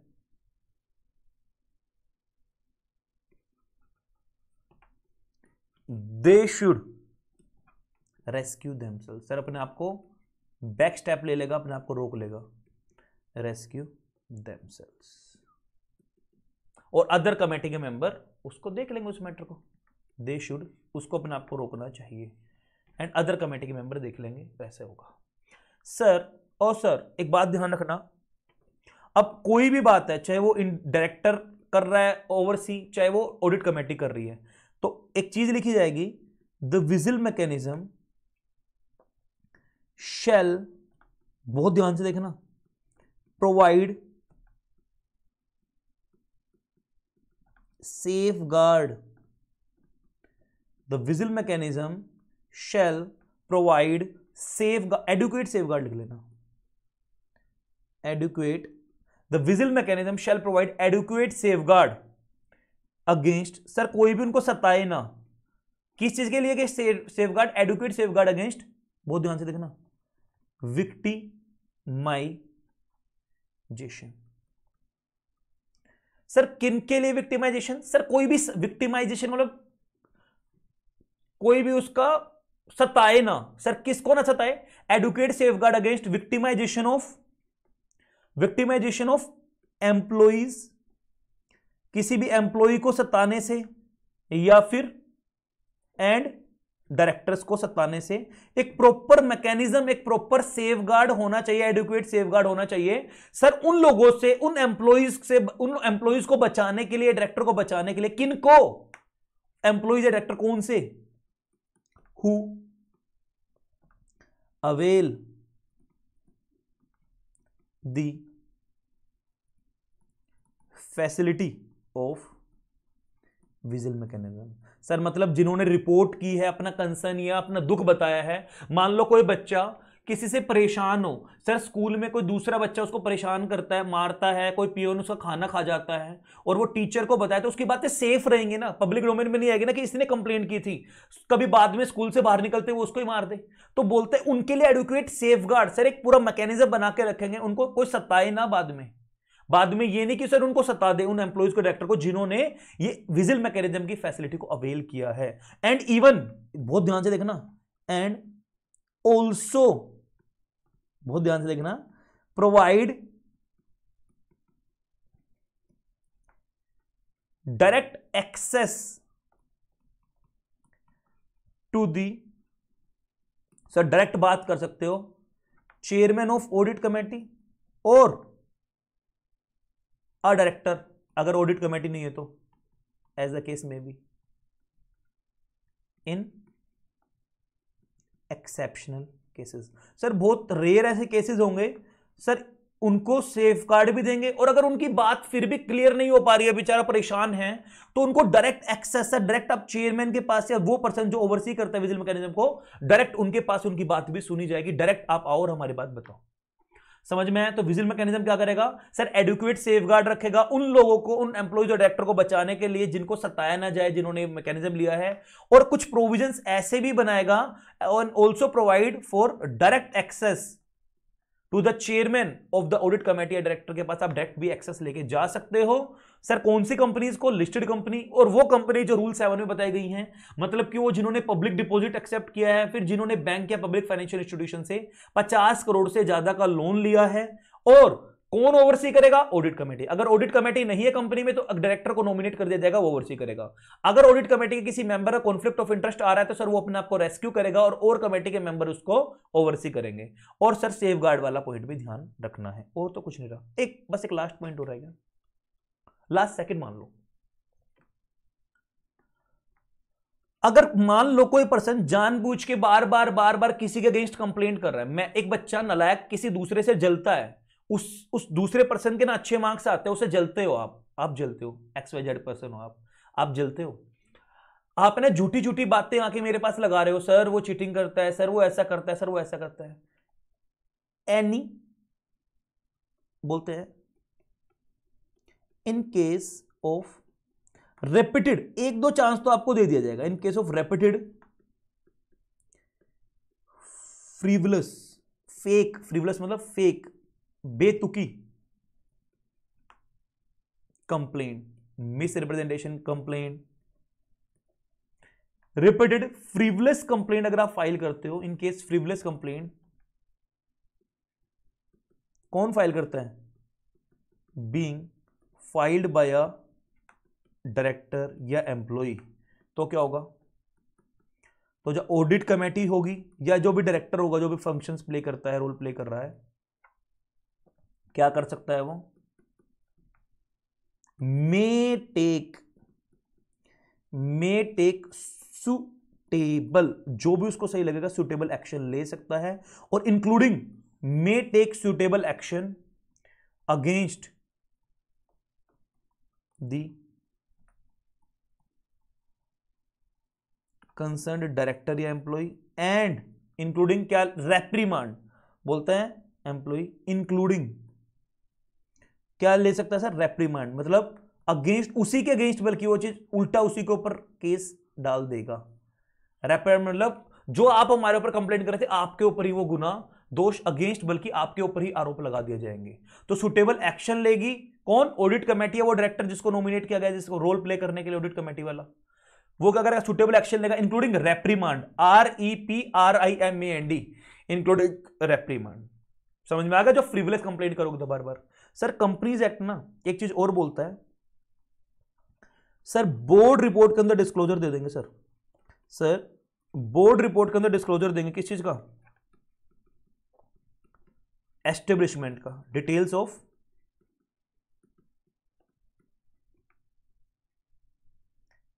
establishment, details of establishment of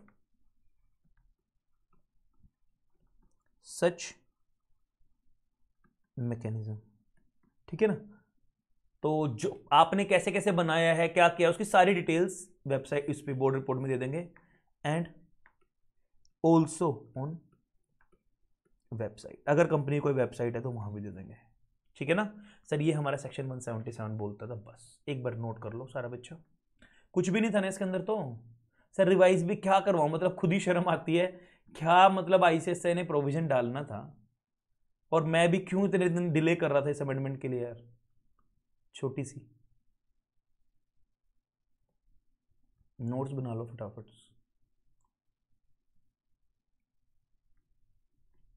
करो करो करो करो करो करो, पोज करो और नोट्स बनाते जाओ।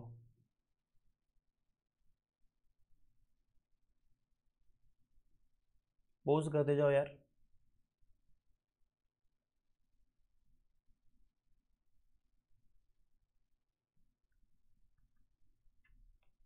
बनाओ।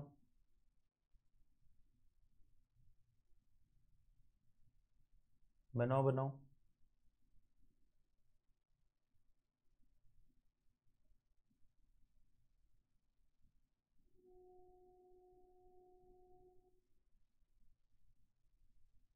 पोज करते जाओ यार। ठीक है, डन। चलो सर, एक इसमें ना सैबी से रिलेटेड और थोड़ा सा बोला है, एक बार मैं इसको सेव कर दूं। इधर देखो सर, सब कुछ सेम है। सैबी बोलता है कुछ नहीं, कोई अलग बात नहीं सर। रेगुलेशन 22 बोलती है लिस्टेड कंपनी, लिस्टेड एंटिटी पे लग जाएगा।